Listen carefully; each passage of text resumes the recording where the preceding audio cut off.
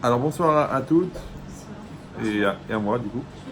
Euh, donc le cours bien sûr est dédié à l'Ilou Nishmat du Rav Eliyahu Ben Chaim, que je vous relève sa neshama parmi les tzadikim d'Israël. Vous avez vu le thème? Oui? Non? Bon. Alors, pour essayer de comprendre un peu comment fonctionne ce principe, parce que c'est marqué dans le Rav d'Esther que En simcha ilat ka'atarat asfekot. Il n'y a de joie que dans la résolution des doutes. Ça veut dire que quand il y a un doute, alors il y a une problématique. Automatiquement, quand il y a la réponse à la problématique, il y a la joie. Ça veut dire que la joie, elle est toujours synonyme, en fin de compte, elle est toujours en parallèle à un manque. De la manière que le chesed n'existe que parce que le manque existe.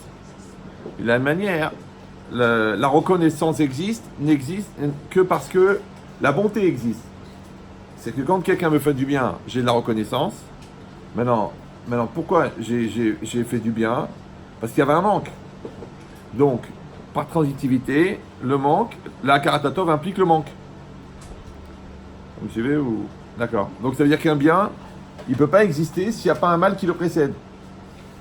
Oui, c'est comme on dit, on travaille pour aller en vacances. Exactement. C'est un peu le même principe. Voilà. Donc vous avez compris qu'il ne faut pas intervenir pendant le cours. Voilà. Donc ça veut dire quoi? Je sais que c'est très très dur dans un cours de femmes, mais qu'est-ce que je peux faire on a du scotch caché. Ouais. Donc c'est quoi l'idée? L'idée c'est que, encore une fois, il y a un manque, et ce manque il est comblé. Quand on comble le manque, à ce moment-là, ça crée une joie. Parce que Rav Dessler, il apprend de la querelle qu'il y a eu entre Yaakov et l'ange de Esav, et qu'après que l'ange de Esav a combattu Esav, alors il était pressé de partir. Alors là-bas, le Midrash, il explique pourquoi. Parce qu'un ange, il est créé pour une certaine mission, mais quand il a accompli sa mission, il a le mérite de pouvoir dire un chant, une louange devant Hachem. Maintenant, de là, la Gemara dit Kol hamagir l'shlemut omer shira. Tout celui qui atteint la shlemut, qui atteint l'entité, le fait d'être entier, alors il va dire un chant. C'est pour ça que quelqu'un qui réussit un examen, il est heureux. Mais quelqu'un qui triche à l'examen, il n'est pas heureux. Quelqu'un qui travaille pour gagner de l'argent, il est content. Ouais. Mais quelqu'un qui a volé l'argent, il n'est pas content. Quelqu'un qui a fait bien la Gemara, il est content de faire le sioum. Mais celui qui a sauté des pages, il a honte de faire le sioum. Donc ça veut dire que toujours la simcha, la joie, elle est synonyme de shlemut. Et shlemut, c'est quoi? C'est shalem. Shalem, c'est entier. Entier, c'est le contraire de chaser. Ça veut dire que le pendant de la joie, c'est le fait d'être entier. Donc le pendant de la tristesse, c'est le contraire. C'est le fait d'être incomplet. Et chaser, on sait que chaser, c'est le manque. Et toujours le Maral de Prague, il explique que les Olam, Madame Chaser, un homme est toujours manquant. Et ça parle de quoi? C'est le Yetzer Hara. Donc en fait, le Yetzer Hara, c'est le manque. Maintenant, le manque, lui, il crée la tristesse, on vient de dire. Ouais, pour ça qu'on dit que En Yetzer Hara Sholet et la Bemi Sheno Besimcha. Le Yetzer Hara ne peut s'attaquer qu'à celui qui n'est pas dans la joie. Ou mi chez Libo Panouille. Ou celui que son cœur est vide. Maintenant, c'est quoi le lève? Le lève, c'est l'intériorité de la personne. Comme quand il est vide, automatiquement, le Yetzar, il est dedans. Ça, c'est le principe de la bouteille. Si vous avez déjà entendu ce raisonnement Ben Chetrital, quand vous avez une bouteille, voilà, c'est une bouteille, vous la voyez? Oui, non? Oui, la voyez? Ouais. Bon, elle est neuve, elle est pleine. En plus, on est dans une famille généreuse puisqu'elle n'est même pas entamée. Donc, et moi je rigole. Et elle contient 1 litre. D'accord? Si je vide cette bouteille dans une bassine, automatiquement, la bouteille se remplit d'air. Ça va ou ça va trop vite pour vous? Ça va. D'accord. Maintenant, qui c'est qui a mis l'eau? C'est Vittel. Ouais. Mais qui c'est qui a mis l'air? Alors tu dis, c'est la nature. Parce que la nature n'aime pas le vide. C'est une loi physique. Mais on dit, c'est Hachem. Il a mis l'eau il a mis l'air dans la bouteille. En fait, celui qui a mis l'air, c'est celui qui a enlevé l'eau. Vous me suivez ou... Oui. D'accord. Non, je ne parle pas au premier degré, j'ai arrêté quand j'avais 8 ans. On est au 2e degré, d'accord? Le 2e degré, ça veut dire que celui qui a mis l'angoisse, c'est celui qui a enlevé la joie. Celui qui a mis le soupçon, c'est celui qui a enlevé la confiance. Ouais, celui qui a qui a enlevé l'amour, bah, automatiquement, il a mis la haine. Ça veut dire qu'en fait, c'est celui qui enlève qui génère ce qui vient. C'est une conséquence. Voilà, d'accord. Si tu stresses les enfants, ils deviennent hypocrites. Après, tu dis, mais pourquoi ils sont hypocrites? Mais tu les stresses. Donc, quand tu as enlevé l'eau, tu as mis l'air. Donc, quand tu n'as pas fait tout pour que ça marche, tu as tout fait pour que ça marche pas. Ah, mais toi, tu te défends en disant, mais j'ai rien fait. Mais c'est ça ton problème, c'est que tu n'as rien fait. Donc, tu veux ou non? Donc, dans cette logique-là, si on dit que la simcha, c'est shlemut, c'est shalem, c'est entier, donc à chaque fois qu'on ne fait pas tout pour être entier, on crée un manque. Ce manque-là, il est l'espace dans lequel la tristesse, elle vient. Parce que la tristesse ne peut pas se développer si elle n'a pas d'espace. Une fois, quelqu'un m'a dit ça, m'a dit, vous faites jamais la tête? Je dis, mais j'ai pas le temps. Alors, les gens ils croient, vous êtes très très occupé. Non, parce que c'est un principe aussi. C'est que la tristesse, ouais, n'existe que dans le temps que tu lui donnes. En fait, la tristesse, c'est le temps que tu octroies à la douleur. C'est-à-dire que la douleur, elle est réelle, elle est concrète. D'accord, tu as mal, tu as une souffrance, tu as une spoliation, tu as une vexation. Ça, c'est réel, c'est concret, ça existe. D'accord? Si tu vas dire non, Chazé Shalom, j'ai pas souffert. Non, on ne tend pas l'autre joue, c'est pas du tout notre. Ouais. Et le Chavetz Chaim, il dit que l'onit na Torah le malach hasharet, la Torah n'a pas été donnée aux anges. C'est quelqu'un qui t'a volé 100 000 euros, tu dis pas Mina Shamaim, d'abord je veux qu'il meure. Ouais. Et le lendemain, je dis ok, j'accepte, Mina Shamaim. Comme ça, il dit le Chavetz Chaim. Mais sur le moment même, tu peux dire que tu ressens rien. Quelqu'un te met une baffe, tu dis je sens rien. Ça fait circuler le sang. Oui, ça fait mal. Ça fait mal. Mais si le lendemain tu dis hier il m'a fait mal, là tu transgresses l'interdit de vengeance, de rancune. Ouais. Si tu dis puisqu'il m'a fait mal, je vais lui faire mal, là tu transgresses la rancune. Si tu n'oublies pas ce qu'il t'a fait, là tu transgresses la haine. Mais sur le moment même, on est des êtres humains quand même, non? Ouais. Tu peux pas dire moi j'ai rien. Au Hachem, voilà. J'ai rien. Non, j'ai mal. Donc ça veut dire quoi? C'est-à-dire que l'interdit, il n'est pas d'avoir mal. L'interdit, il est de se servir de ma douleur pour fabriquer une névrose. Vous me suivez là? Vous n'avez pas compris? C'est ça, vélo, tatou, achari, levafrem, achari, nechem. La mauvaise pensée n'est pas interdite. Parce que c'est une proposition du Yetzer Hara. Mais si tu entretiens la mauvaise pensée, ça c'est assourd. Oui. Tu as une angoisse, c'est une angoisse. L'enfant, comment il va être, comment il va pas être, c'est normal, tu es un parent, tu as une conscience. Mais si tu te prends la tête et tu te rends malade et tu te dis qu'est-ce qui va se passer, qu'est-ce qui va arriver et tu nourris ta souffrance, ça c'est assourd. Vélo, tatourou. C'est la paracha de la semaine. Oui, il ne faut pas que ta tête elle parte. Garde ta tête. La shlita à Ratson, c'est très très important. Il dit mais dans cette logique là, c'est quoi? C'est que ou tu vas être plein, ou tu vas être pleine, ou tu vas être vide. Maintenant le problème c'est que il n'y a que toi qui peux remplir. Personne ne peut le faire à ta place. Et les gens ils disent oh j'ai une vie très remplie. Mais quand tu remplis, c'est pour quoi faire? C'est parce que tu es occupé à faire quelque chose, ou alors que justement tu remplis ta vie pour ne pas avoir à te poser de questions. Est-ce que tu es en fuite? Ouais. Ou alors tu es en recherche. Quand tu es en recherche, tu es en satisfaction. Pourquoi? Parce que si on dit que la joie, c'est la satisfaction d'être, donc elle ne va exister que chez les gens qui sont. Mais les gens qui ne sont pas n'ont pas de joie. Alors c'est quoi des gens qui ne sont pas? Alors, Les égoïstes. non, c'est pas une question, c'est une formulation interrogative qui vous invite à écouter ma réponse. Il y a une seule vedette ici, d'accord? Donc ça veut dire quoi? Qu'est-ce qu'il y a? Ça va? Oui, il faut. Mais ça fait circuler le sang. Ouf, les émotions. C'est bien, c'est bien. Donc ça veut dire quoi? Ça veut dire que, enfin une phrase qu'on a citée des milliers et des milliers de fois, du Maharal de Prague, qu'en fin de compte c'est sur cette phrase qu'il est fondé entièrement mon premier livre. Et malheureusement c'est des frères qui l'achètent. Les froums ils croient que comme il est en français ils n'ont pas besoin. Bon, un jour si Dieu veut ils feront tchouva. Mais c'est quoi l'idée? Que Kol HaChaim zelatzet milakoach el hapoal. Toute la vie c'est passer du potentiel au réel. Comme ça il explique le Maharal de Prague. Toute la vie c'est passer du potentiel au réel. Le potentiel c'est ma personne intérieure, c'est mon moi intérieur. Et le réel c'est mon moi extérieur. Là, vous me voyez là. Mais ce que vous voyez, c'est mon moi extérieur. Mais celui qui s'exprime, c'est le moi intérieur. Maintenant, quand je vais exprimer, donc ma pensée intérieure, elle se réalise en vocalisant dans ma parole extérieure. Donc maintenant, un homme, il va fabriquer son moi intérieur, ça s'appelle Binyan Alev, d'accord? La construction du cœur.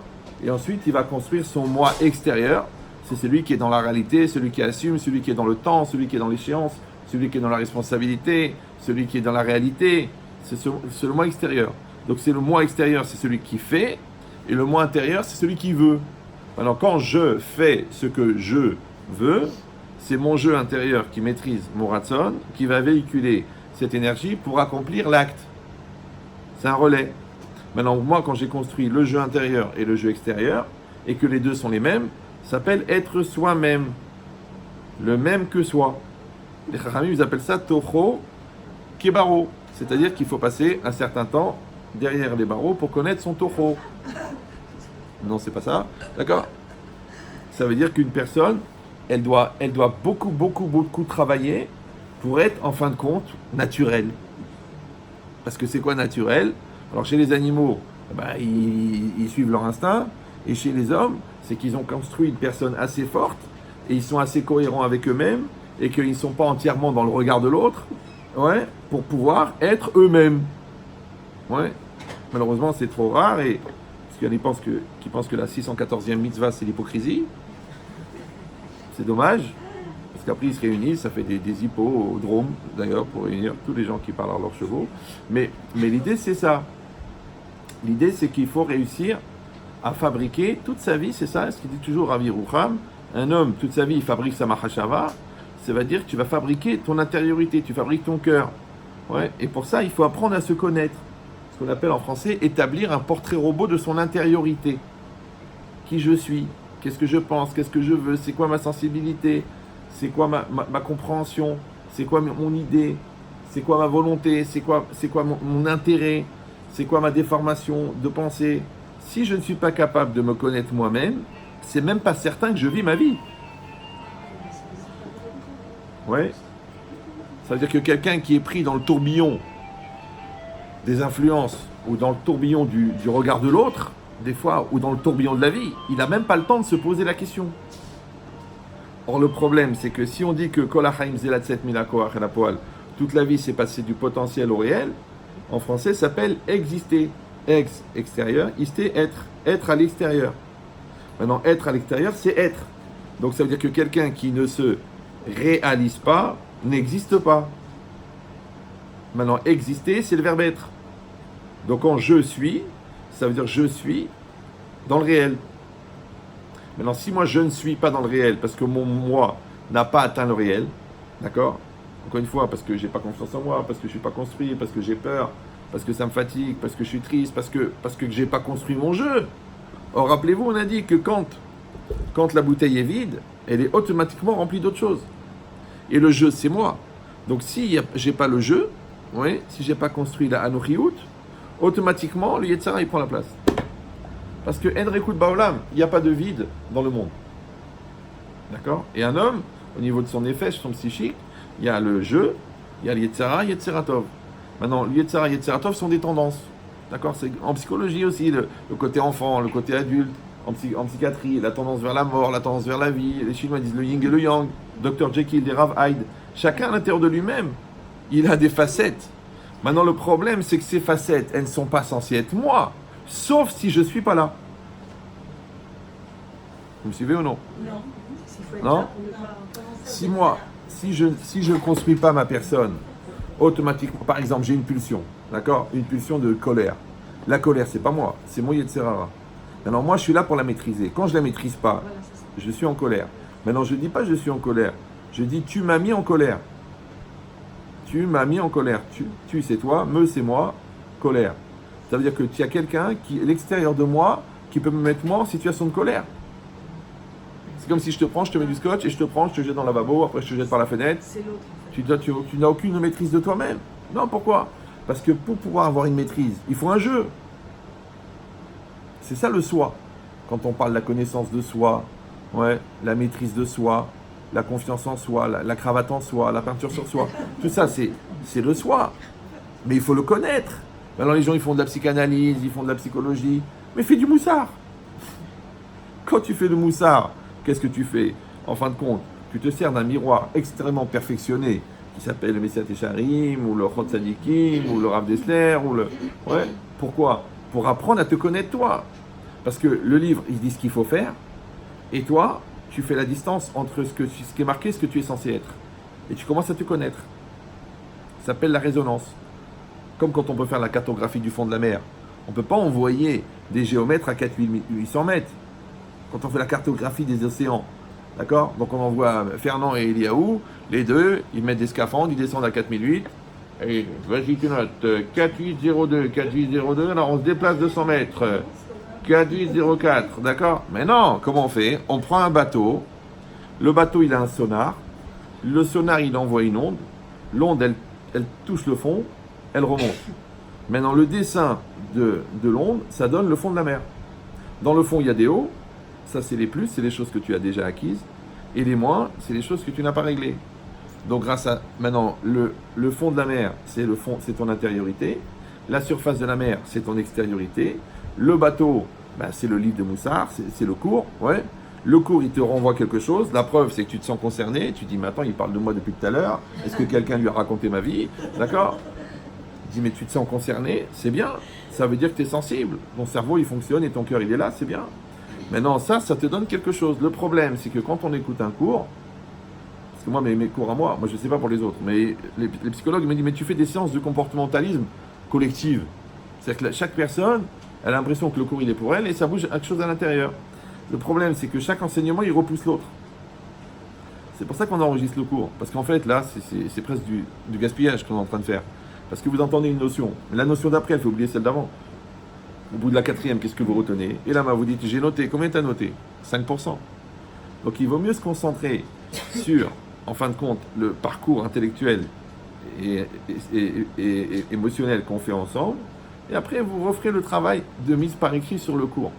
Maintenant, quand vous ferez le travail sur le cours, qu'est-ce que vous faites? Vous écrivez le ressenti du cours. Pas le cours lui-même, vous l'avez compris. Voilà. Mais le ressenti. Quand vous écrivez le ressenti, ah ça m'a fait penser à ça, ça m'a fait penser à ça. Ça, en fin de compte, c'est la mesure de la réaction que vous avez à l'intérieur. Donc, quand vous écoutez, par exemple, ce cours sur la joie, ouais, quand je vais donner des éléments, vous allez dire, ah ben ça, je ne l'ai pas réglé. Ou ça, vous dire, ça, je l'ai réglé. Ah ça, je l'ai appris de mes parents. Ça, j'ai dépassé ça dans ma scolarité. Et ça, je l'ai construit ça avec mon mari. Ça, en fin de compte, je vois que finalement, c'est un gros truc que je n'avais même pas imaginé, que je ne l'avais pas réglé. Donc, en fin de compte, je vais avoir les plus et les moins de ma personne. Ce qui est noté sur la feuille, en fin de compte, c'est quoi? C'est un relevé de mon intériorité. Ça s'appelle le portrait robot de mon intériorité. Quand je connais mes moins, je connais mes plus, je vais me servir de mes plus pour essayer de régler mes moins. Et si vous allez dire, bon, ça reste un peu abstrait, franchement, si quelqu'un n'a pas fait des études de psychologie, comment il va y arriver? Mais c'est faux puisqu'on le fait pour les autres. On veut bien qu'on passe notre journée à juger les autres. Celui-là, il est angoissé, celui-là, il a dû avoir une enfance difficile, celui-là, il est mal dans sa peau, celui-là, il ment. Ah, tu vois, on est très fort pour les autres. Pourquoi on n'arrive pas avec soi-même? C'est très simple. Parce que quand, par rapport à soi-même, on est impliqué émotionnellement. Donc on n'arrive pas à se juger, puisque Adam Karov et Tselatzmo, un homme n'est proche de lui-même. Par contre, pour l'autre, on a un avantage extraordinaire, c'est qu'on est extérieur à l'autre. Donc on a du recul. Donc la seule manière d'être assez proche de soi pour pouvoir se connaître à soi, c'est d'accepter d'être étranger de soi. Ça s'appelle en français l'introspection. Et en hébreu, le moussard. Ça veut dire que je mets une caméra au-dessus de ma tête et je m'écoute parler. Je dis là, tu dis des bêtises. Ou là, tu as dit un truc intelligent. Je me regarde agir. Là, je dis ça, c'est de la paresse. Ça, c'est de la gava. C'est de l'orgueil. Ça, c'est de la lourdeur. Mais si moi, je ne le fais pas, donc je ne me connais pas. Maintenant, il y a deux manières de faire. Ou je suis dans un mode décision, et donc c'est moi qui est en train de vivre ma vie. Ou alors, je suis dans un monde réaction. D'accord, tu me fais un compliment, je suis contente. Tu me ferais une remarque, je suis mal à l'aise. Il fait beau, je suis heureuse. Il fait moche, je suis pas contente. Je gagne au loto, merci mon Dieu. Je casse ma voiture, où il était Dieu. Et ouais, jusqu'à quel âge tu vas être en réaction? Moi, j'avais 14 ans. Moi, j'étais un peu vieux pour mon âge, mais j'ai dit Hachem, moi, je veux plus être en réaction. Moi, je veux être en décision. Bah oui, parce que réaction, je ne veux plus en réaction. Je vais être en décision. Parce que réaction, vous parlez français, non? Tout le monde parle français? Donc, réagir, en fait, c'est réagir. réagir, ça veut dire qu'il y a quelqu'un qui agit et toi tu réagis. D'accord? Maintenant, si toi tu réagis en fonction de quelqu'un qui agit, puisque chaque action entraîne une réaction, ça veut dire que celui qui est maître de ta réaction, c'est lui qui est maître de ton action. Vous suivez ou non? Par exemple, si je dis, comme les nerveux par exemple, tous les nerveux ils disent mais Rav, vous croyez que je m'énerve pour rien? Je m'énerve parce qu'on m'énerve. Je dis mais c'est logique, non? Bien sûr, c'est sûr, c'est sûr. Mais alors moi je lui réponds. Mais bon, quand on se met en colère, en principe, c'est momentané. C'est momentané. On verra les cas personnels après si vous voulez, d'accord. Mais ce que je veux dire, comment je vais faire? On ne peut pas parler, c'est ça? Voilà, bravo. Excusez-moi, vraiment, je veux pas que vous preniez. Non, mais vous pouvez manger, c'est aussi bien. D'accord, mais non, ce que je veux dire, c'est qu'en fait, la feuille, elle sert à rien, d'accord. Et comme je veux faire quelque chose de chachouv pour le Rafedida, donc j'improvise. Oui, mais j'ai de quoi parler à peu près 2 ans. Mais je vais parler 1h30, ne vous en faites pas. D'accord. Mais quand vous parlez, ça me déstabilise. Désolé. Non, c'est pas grave. Je suis mon Je frère. dirai plus rien. Pas exagéré non plus, Même mais si bon. on me demande mon avis. Bravo. Kol hakavod. Bon, peut-être que la prochaine fois, je ferai sur la susceptibilité alors. Donc qu'est-ce qui est marqué ici? Non, je rigole. Bon, restez calme. Le pire est à venir. Donc ça veut dire quoi? Ça veut dire que je sais plus de quoi je parlais, voilà. L'action, réaction. Voilà. Ça veut dire Réaction. que quand je suis en décision, ça veut dire que la chose elle démarre de moi. Ça s'appelle achlata chatzi asiya. La décision c'est la moitié de la réalisation. Ouais, ça s'appelle ani rotse, ça s'appelle ratson, ça s'appelle shlita taratson, la maîtrise de la volonté. Mais si moi je suis en réaction, donc toi tu me vexes, donc moi je réagis. Toi tu me parles, alors je réponds. Alors quoi? Alors moi j'ai pas d'originalité. J'ai pas de personnalité, ouais, parce que ça vient pas de moi. Donc, ça vient de quoi? Ça vient du fait que le Hani n'a pas été développé. Vous me suivez ou non? Maintenant, quand je développe la connaissance de moi, et je développe le respect de moi, et la maîtrise de moi, ouais, tout ça, c'est pour quoi faire? C'est pour réussir à être. Maintenant, si moi, je ne me connais pas, donc, encore une fois, parce que si je n'ai pas travaillé mon moi, pour devenir adulte. Donc, je vais suivre mes pulsions, je vais me suivre mes peurs, je vais suivre mes nerfs, ou je vais suivre le regard de l'autre. Mais c'est dommage. Parce que comme je n'ai pas été moi-même, ouais, et que la joie, c'est la satisfaction d'être, donc je ne peux pas avoir la joie, puisque je n'étais pas moi. Vous suivez ou non? Donc, ça veut dire que le fait de réussir à raisonner, et à décider, et à exprimer, et à accomplir, va faire que mon moi intérieur va arriver à l'extérieur. Quand il arrive à l'extérieur et que je le constate, ça s'appelle la joie. Maintenant, si je le fais par coutume, parce que genre les gens qui se marient sont heureux, donc sûrement je suis heureux, d'accord. Les gens qui ont de l'argent, ils sont bien, donc sûrement je dois être bien. Tout le monde dit que je suis belle, donc je dois être belle. Tout le monde. Mais c'est quand que toi tu vas faire ce travail de dire je. Je vais pas chanter, d'accord. Mais vous avez compris l'idée. Donc maintenant, ça ne veut pas dire qu'il faut faire la culture du moi et la culture du je, ouais. Mais en fait, c'est une logique d'étape intermédiaire. Ça veut dire que le moteur, d'accord, ça va être la personne. Et la personne, elle doit faire ce travail. Maintenant, si la personne ne fait pas ce travail de construire le moi intérieur, alors pour ça j'ai dit souvent, mais les gens croient que c'est des blagues, mais bon, j'ai arrêté de blaguer depuis longtemps. Pourquoi en français le mot personne veut dire personne et personne? Le mot personne veut dire personne. Et le mot personne veut dire personne. Maintenant, toi, tu exiges le respect qui est dû à la personne, alors qu'au fond, tu sais que tu es personne.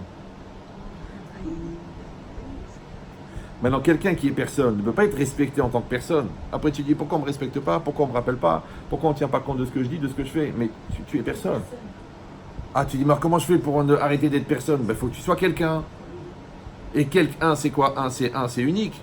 Or, toi, tu es unique. Hachem, il t'a donné une neshama unique, il t'a donné un psychique unique, un nefesh unique, il t'a donné un corps unique. Donc, il faut que tu exprimes ton côté unique. Quand tu exprimes ton côté unique, on est obligé de tenir compte de toi parce que tu es quelqu'un.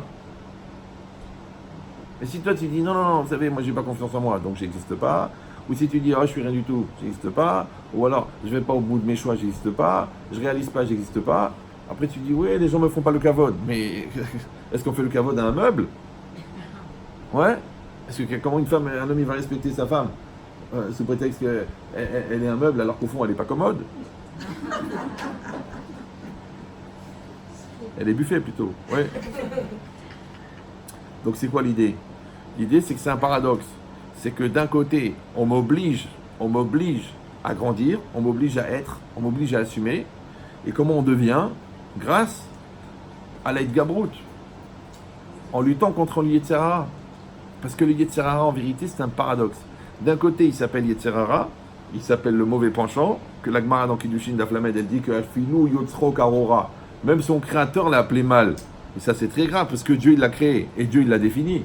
Donc si Dieu l'a appelé mauvais, c'est qu'il est mauvais, non? Oui, non, oui, non, il est mauvais. D'un autre côté, le Midrash, il dit, quand c'est marqué à la fin de Bereshit, Ve'ine Tov Meod, ouais, et ce fut très bien, le Midrash, il dit, c'est quoi? Tov Meod, c'est Yetzer Hara. C'est le mauvais penchant. Alors c'est mauvais ou c'est bon? En fait, le problème, c'est ça. C'est que le mal, c'est un bien qui a mal été utilisé.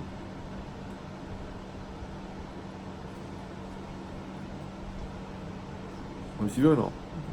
Le mal, c'est un bien qui a mal été utilisé. Parce que tout ce que Dieu fait, c'est pour le bien. Maintenant, le Yetzer Hara, lui, il est là pour te mettre à l'épreuve. Parce que le Yetzer Hara, il te dit ce qu'il ne faut pas faire. Il te propose ce qu'il ne faut pas faire. Le Yetzer Hara, il te propose ce qu'il veut faire. Donc, tu as une tendance positive en toi qui te dit « mets les tefilin ». Ouais, et tu as une tendance négative en toi qui te dit « ah, la jupe, elle est bien assez longue ». Ouais, d'accord. Donc là, maintenant, toi, tu dois lutter contre le Yetzer Hara. Ça veut dire que tu dois lutter contre cette tendance négative qui est en toi. Or, la tendance négative, elle propose l'épreuve. Et l'épreuve, c'est la seule manière de grandir. Pourquoi? Parce que quand on dit Adam, Sarich, Leitgaber, un homme doit être mitgaber, ça veut dire doit se renforcer. D'accord? En fait, c'est quoi? Les Hitgaber, c'est liot gever. Liot gever, c'est d'être un homme. D'accord?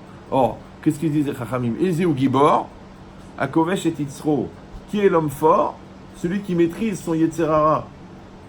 Donc la force ne peut exister que dans la maîtrise du Yetzer Hara. Traduction, le Yetzer Hara, si tu l'utilises, il va t'amener au Gan Eden, et si tu le subis, il va t'emmener au Gehinnom.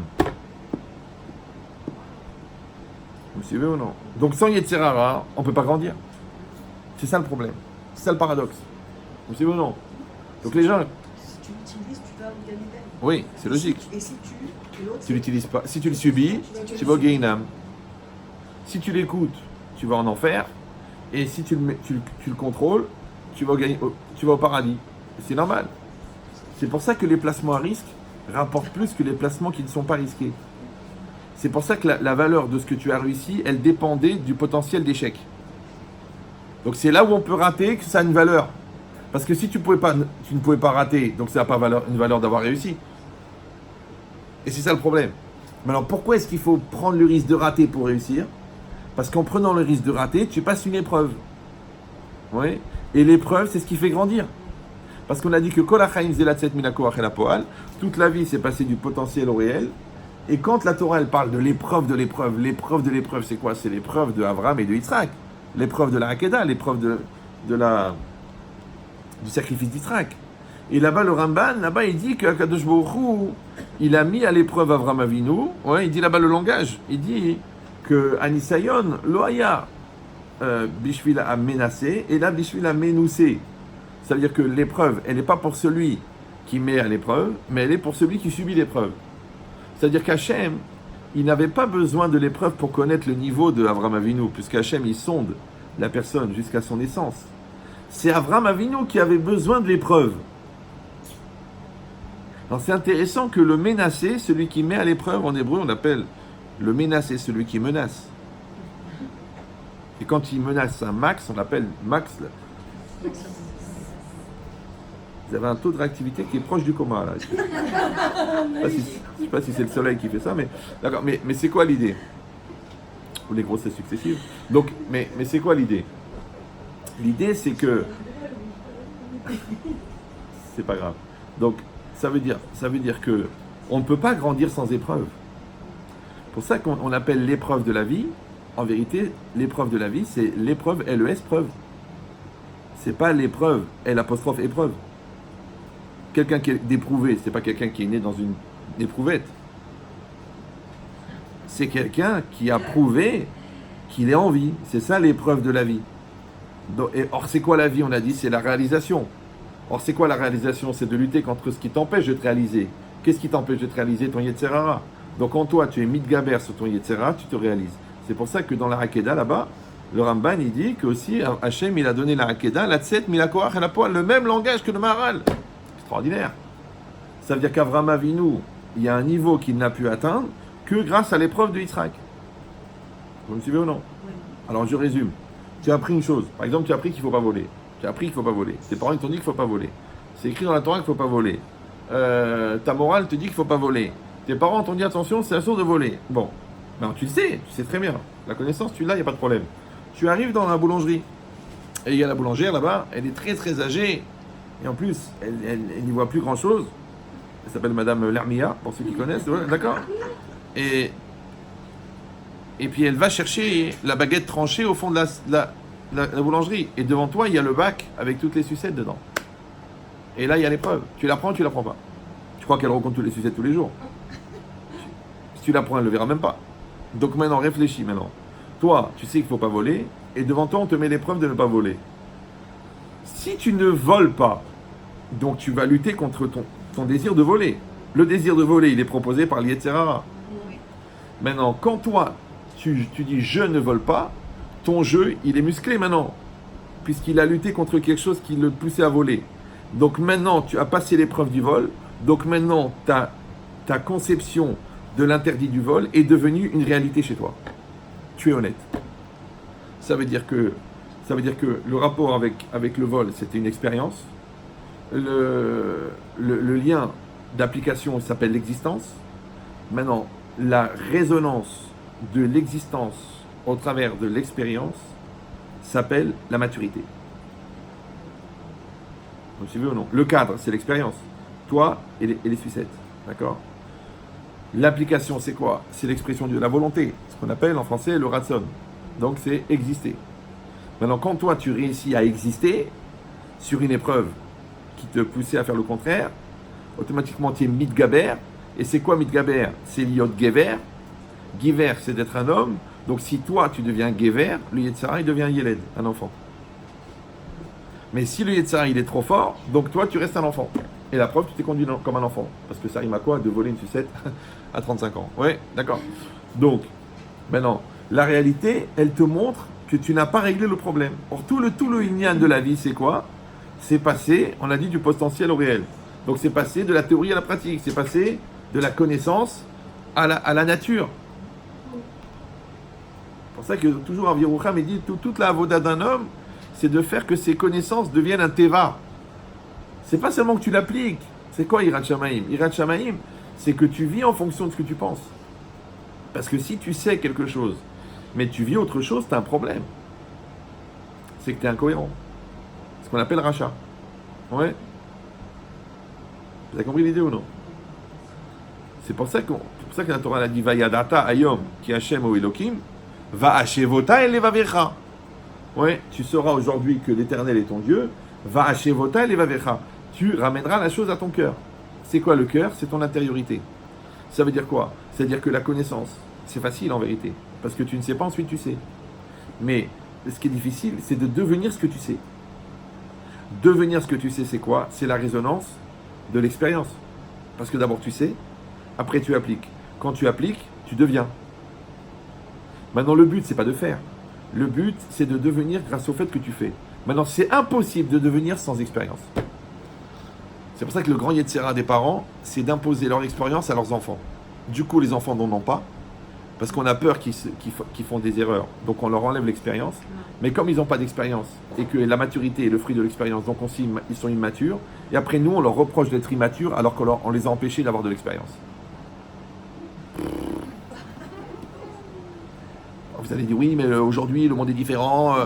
Évidemment, je n'ai pas dit qu'il faut l'envoyer dans des endroits pourris, avec de la touma et de la... Non, ne vous en faites pas. Ouais, on n'a pas besoin d'organiser les nisyonotes. Les nisyonotes, ils vont venir. Chacun à son niveau. Même à la yeshiva, même à l'école, même dans la rue, même dans le métro, il y aura le nisayon. C'est sûr. Donc on ne va pas nous créer le nisayon. Il va venir. Mais par contre, nous, on doit donner à l'enfant la force pour que quand elle va venir l'épreuve, il sera capable. Mais si je le casse, lui, il est nul. Comme il est nul quand il arrive devant l'épreuve, son Yetzara, il est fort. Après, je dis, oh, le petit s'est rebellé. Il s'est pas rebellé. Il a juste pas réussi à construire un jeu qui a le même âge que son Yetzara. Parce que c'est ça le problème. Parce que quand quelqu'un vous parle, moi je donne toujours cet exemple, c'est si un homme de 30 ans, tu lui poses une question de 30 ans et qu'il te répond une réponse de 15 ans, quel âge il a? 15 ans. Comment on peut avoir 15 ans à 30 ans? C'est pas possible. Alors tu dis, bon, il y a l'âge physique et l'âge mental. L'âge physique, bah, c'est comme la plante, ça pousse au fur et à mesure que tu arroses. Mais l'âge mental, c'est la capacité à assumer la réalité. Maintenant, c'est pas évident d'avoir des gens qui ont leur âge. Si vous non.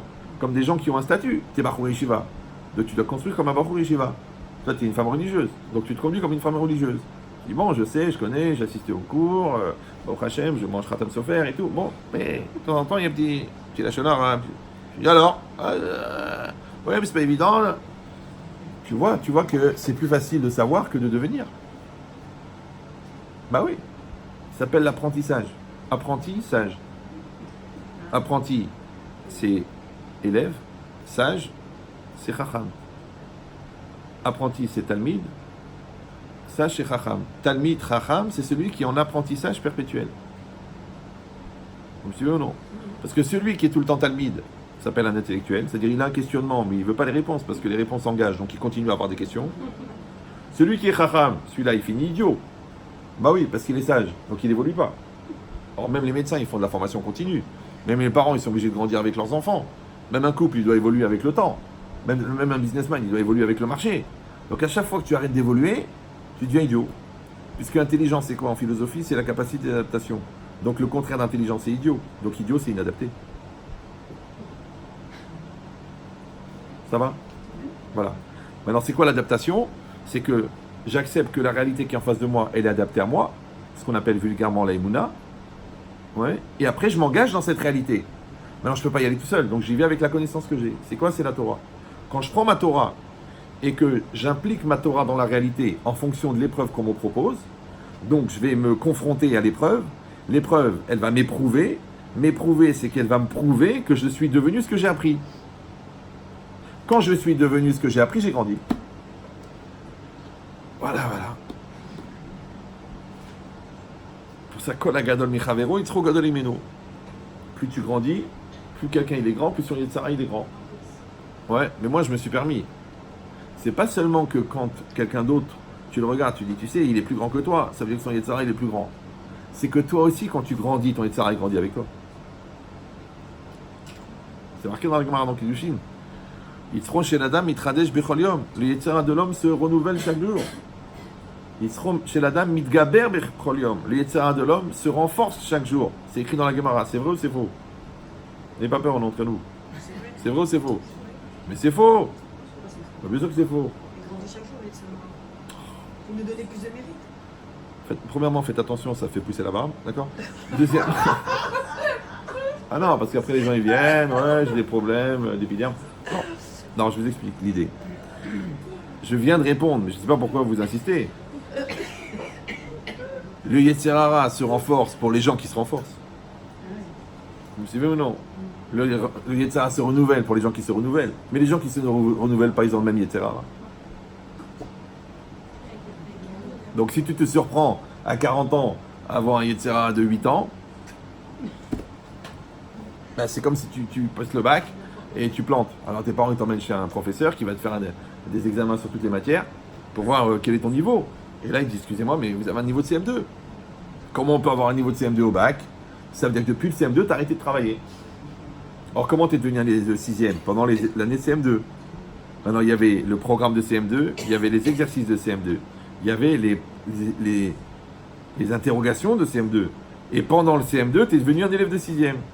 Donc pendant la 42e année, tu deviens une personne de 43 ans. Pendant la 10e année de mariage, tu deviens un couple de 11 ans. Mais si tu ne travailles pas,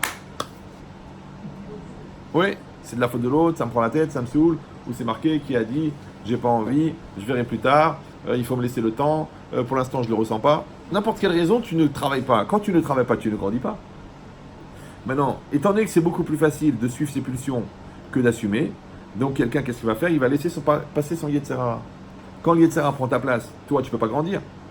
Or, lui, si toi, tu es quelqu'un, lui, c'est personne. Parce que je, tu, il, nous, vous, il sont des pronoms personnels. Mais c'est apostrophe. C'est un pronom impersonnel. Donc, quand tu dis « je fais ce que je veux », on a dit que c'est la définition, en fin de compte, du tzaddik. Je ne parle pas maintenant de la liberté, je fais ce que je veux, je fais ce que je veux. Non, ça c'est pour les idiots. Non. C'est que je fais, c'est-à-dire que le je qui applique, le anochi qui applique, il est le même que celui qui veut. Donc j'ai construit mon jeu intérieur, j'ai construit mon jeu extérieur. Je maîtrise ma réalité, d'accord, et je maîtrise ma volonté. Ça s'appelle la linéarité existentielle. D'accord? C'est de la pensée benchetrital, donc il faut vous adapter. Mais si au contraire, si j'ai pas construit mon jeu, d'accord, donc c'est l'Yetzirah qui prend ma place. Donc je maîtrise pas mon vœu. Après je dis c'est plus fort que moi, ouais. Après dans les actes, je me reconnais pas dans la réalité, puisque au fond c'est pas moi. Ah maintenant j'ai été bien obligé parce qu'on m'a imposé. Donc le jeu intérieur, il n'existe pas. Le jeu extérieur, il est le reflet de ce que les autres m'imposent, d'accord, le regard de l'autre. Mes actes, ils sont à cause de la réalité qui est là. Mon intériorité, je la développe pas parce que c'est un sujet qui me touche pas. Du coup, il n'y a personne ici. Quand il n'y a personne ici, donc le jeu extérieur est obligé d'exister parce que je parle. Tu me parles, bonjour, bonjour, bonjour. Mais si je n'ai pas développé le jeu intérieur, donc il n'y a personne. Comment on appelle personne? Impersonnel. Impersonnel, c'est le C. Comment tu l'analyses? Quand tu dis « c'était plus fort que moi ». Le contraire de « je fais ce que je veux ». C'était plus fort que moi, il y a un truc en moi qui n'est pas moi, mais qui est plus fort que moi. Donc à chaque fois que je dis c'est pas moi, après je dis c'était plus fort que moi, après, ah non, entre-temps j'ai dit c'est ta faute à toi, ouais, après je dis c'était plus fort que moi, et après je dis je n'étais pas moi-même. Voilà. Ce qu'on appelle le discours des absents. Et absent, c'est le contraire de présent. Et les absents ont toujours tort. Maintenant, tu l'appelles immature, tu l'appelles rachat, tu l'appelles savonnette, la personne qui glisse, ouais. Tu l'appelles l'enfant, l'attitude infantile, d'accord? Tu l'appelles transfert de culpabilité, tu l'appelles transfert de responsabilité, ouais. Tu l'appelles transfert d'existentialité, c'est des gens qui t'obligent à exister à leur place parce qu'eux, ils ne veulent pas exister. Mais dans tous les cas, tu n'existes pas. Quand tu n'existes pas, dans le langage des Chachamim, ça s'appelle rachat. C'est ça, rachat. Les gens disent rachat. Non, calme-toi. Ouais. Rachat, c'est quelqu'un qui est le contraire de Chaim. Et Chaim, c'est quoi? C'est celui qui se réalise. Donc quelqu'un qui ne se réalise pas, soit parce qu'il n'a pas construit son jeu, soit parce qu'il ne maîtrise pas son jeu, donc c'est pas lui qui se réalise. Donc lui ne se réalisant pas, il n'est pas vivant. Comme il n'est pas vivant, il est mort. Maintenant, celui que sa vie est prise en main par son Yetzirah, lui n'est pas vivant. C'est pour ça qu'il fait une dépression à 40 ans. Parce qu'il dit, ouais, j'ai jamais été moi-même, j'ai pas vécu ce que je voulais, j'ai pas fait la vie que je voulais. Mais personne ne t'a empêché d'exister. Sauf ton absence. Maintenant, quand tu as choisi d'être absent, automatiquement, tu as choisi d'avoir tort, puisque les absents ont toujours tort. Le contraire d'absence, c'est présent. Comment on dit présent en hébreu? OV. Le OV. Ouais.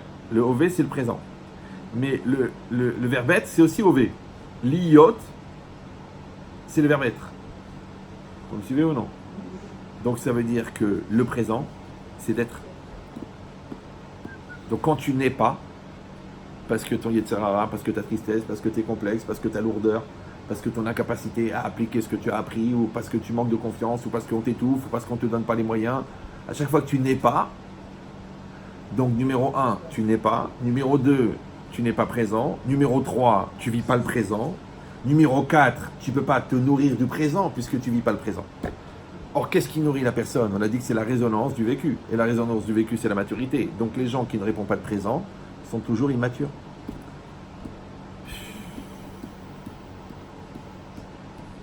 Et ils ne peuvent pas être joyeux, puisqu'on a dit que la joie, c'est la satisfaction d'être. Donc celui qui ne répond pas présent ne peut pas être joyeux. Après, il est triste. Alors donc, pendant la première période, il n'existe pas.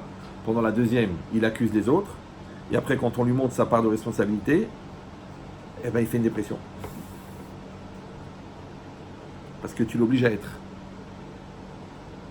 Alors qu'en vérité, toute la vie est une invitation à être. C'est pour ça que le livre s'appelle comme ça d'ailleurs. Ah, vous allez l'acheter, hein. Ah, vous n'êtes pas obligé de l'acheter, vous pouvez faire aussi 21 ans de thérapie, mais c'est dommage, c'est beaucoup plus cher. Donc c'est quoi l'idée? C'est que, il y a un grand rave en Israël, il m'a dit, si tu le traduis en hébreu, il va faire une révolution dans les yeshivot. Et moi j'ai peur, parce que j'ai peur que les gens arrêtent d'étudier pour étudier le livre. Ouais. Mais c'est quoi l'idée? Non, ça c'est personnel. Ça. D'accord. Donc ça veut dire quoi? Ça veut dire que, en fin de compte, toute la vie, on va faire ce travail. Livnot est à lèvres de construire son cœur, c'est-à-dire construire son intériorité, et ça c'est tout le travail sur soi. Et après, on va réaliser son intériorité. Et ça c'est le kiyum des mitzvot. Parce que c'est quoi l'accomplissement des mitzvot? C'est quoi une mitzvah? Est-ce que c'est une mitzvah? Oui, non? Ça veut dire quelque chose? Faire du bien à l'autre. Ça c'est l'humanisme, ça c'est... D'accord? Non, la mitzvah, c'est de donner un caractère spirituel à un acte quotidien. Vous mangez, c'est un acte quotidien. Si vous le faites pour pouvoir faire les mitzvot, ça devient une mitzvah. Vous travaillez, c'est un acte quotidien. Si vous travaillez selon la halakha, ça devient une mitzvah. Vous marchez, c'est un acte quotidien. Si vous marchez pour aller visiter un malade, ça devient une mitzvah. Vous êtes gentil avec votre mari, c'est du civisme. Mais si vous le faites parce que c'est marqué dans la Torah, ça devient une mitzvah. Donc en fin de compte, la mitzvah, c'est la capacité de rendre un acte quotidien spirituel. Exactement, comme dirait Jean-Marie. D'accord? Donc si c'est ça, oui je sais, mais ça fait quand même rigoler. Donc c'est quoi l'idée maintenant? Vous avez compris que le moi intérieur, c'est le travail des midot, le moi extérieur, c'est l'application des mitzvot. Or, le Rav Chaim Vital, il dit que si on fait des mitzvot, c'est parce qu'on a des bonnes midot, et si on fait des averot, c'est parce qu'on a des mauvaises midot. Ça s'appelle Derech Eretz Kadma la Torah. C'est quoi Derech Eretz? C'est pas la politesse. Allez-y madame, faites passer le monsieur, lève-toi devant la personne âgée. Non, ça c'est normal. Ça, d'après la Torah, c'est normal d'être normal. Faut pas... Aujourd'hui, c'est une marala, mais à l'époque, c'était normal, quoi. Oui. Donc maintenant, c'est quoi Derech Eretz? En fait, Derech Eretz, c'est que tu as fabriqué la silhouette psychologique qui va être le soutien structurel de ta personne physique réalisée. Je sais, ça a l'air compliqué parce que vous êtes habitué aux phrases courtes, mais je rappelle que le cerveau n'est pas une excroissance de l'estomac et qu'il y a des gens, tu crois qu'ils digèrent, mais en fait, ils gèrent. D'accord? Donc, ça veut dire quoi? Ça veut dire que ton corps physique, il est fabriqué exactement comme ton corps psychologique et ton corps spirituel. Les deux bras, c'est la force de travail. Le fait qu'on puisse agir, c'est les deux bras. Les deux jambes, c'est que les jambes sont beaucoup plus puissantes que les bras. En musculation, ce que vous pouvez tirer avec les bras et ce que vous pouvez pousser avec les jambes, ça n'a rien à voir. Donc les jambes, c'est les deux piliers. C'est comme l'homme et la femme. C'est comme ton père et ta mère. C'est comme tes fondamentaux. C'est Rahamim Vedin. Les deux jambes sont très fortes. Donc les deux piliers qui te permettent de porter et de supporter, c'est les jambes. Les deux bras, c'est la force d'action. La tête, c'est la capacité de réflexion. Le cœur, c'est la capacité d'humaniser ta réflexion par la sensibilité. Le tronc, c'est de réunir tout. Maintenant, tu vois qu'il y a des gens qui ont les bras, qui n'ont pas les jambes. Ouais. Il y a des gens qui ont la force d'action, mais ils n'ont pas de support moraux. Il y a des gens qui ont des valeurs très fortes, mais ils sont des paresseux, ils n'ont pas d'action. Il y en a qui ont la tête, ils réfléchissent beaucoup, mais ils n'ont pas de sensibilité. Il y en a qui ont tout, mais qui n'ont pas le tronc qui réunit. Donc ils s'appellent des gens dispersés. D'accord? Maintenant, quand tu fabriques ta personne psychique et qu'elle est complète, d'accord? Parce qu'encore une fois, il y a des gens qui sont manchots. C'est des paresseux. C'est pas forcément des gens qui ont perdu un bras. D'accord? Il y a des gens qui sont bancals. Quand il a perdu son père, il a perdu sa mère. Donc c'est difficile de marcher sur une seule jambe. Donc il a besoin des deux. Quand tu as les deux piliers, tu as eu un papa et une maman solide, d'accord? Quand tu as une Torah solide, quand tu as une Teshuvah solide, c'est les jambes. C'est solide, c'est fort, c'est puissant, d'accord? Donc maintenant, comme tu dois fabriquer ta personne psychique, qui va être ta silhouette intérieure, qui va être le porteur de ta personne physique. De la manière, les tefilines, tu les mets sur un bras. Oui. Donc, Derech Eretz Kadma la Torah, c'est-à-dire que la Torah va prolonger les capacités de ta personne. Mais s'il n'y a personne, ouais, si vous mettez les tefilines à un singe, ça ne fonctionne pas. Tu dis, mais peut-être la kedusha des tefilines va le ramener à la teshuva. Non. Donc, il faut une personne. De la même manière, ouais. Toi maintenant tu as une volonté de faire du chesed. Mais si tu dis je fais du chesed parce qu'on m'a dit qu'il fallait le faire, tu es un robot. Si tu dis je fais du chesed parce que grâce à ça on me regarde, c'est du marketing, de la communication. Mais si tu fais du chesed parce que c'est écrit dans la Torah et que tu as décidé de t'appliquer à appliquer la Torah, ça s'appelle je accomplis la Torah. Donc toi et Dieu vous faites un. Vous savez ou non? Ah, c'est pas évident, on n'a pas tous les niveaux. C'est pour ça qu'au départ, on te dit que c'est un peu formel, mitor shelo lishma balishma, jusqu'à ce que ça devienne ta nature. Mais tu appliques, ouais, c'est normal. Et toute la vie, c'est ça. Comme quand tu vas aimer quelqu'un. Pourquoi tu aimes quelqu'un? Parce que tu t'investis pour la personne. Ce que dit Rav Dessler, on aime les gens pour qui on s'investit. Les goïms, ils disent non, on s'investit pour les gens qu'on aime. D'accord? Comme ils s'adorent, ben, ils n'investissent pas chez les autres. Ouais. Donc, j'arrive. Donc c'est quoi l'idée? Vous avez vu la vitesse de répartie?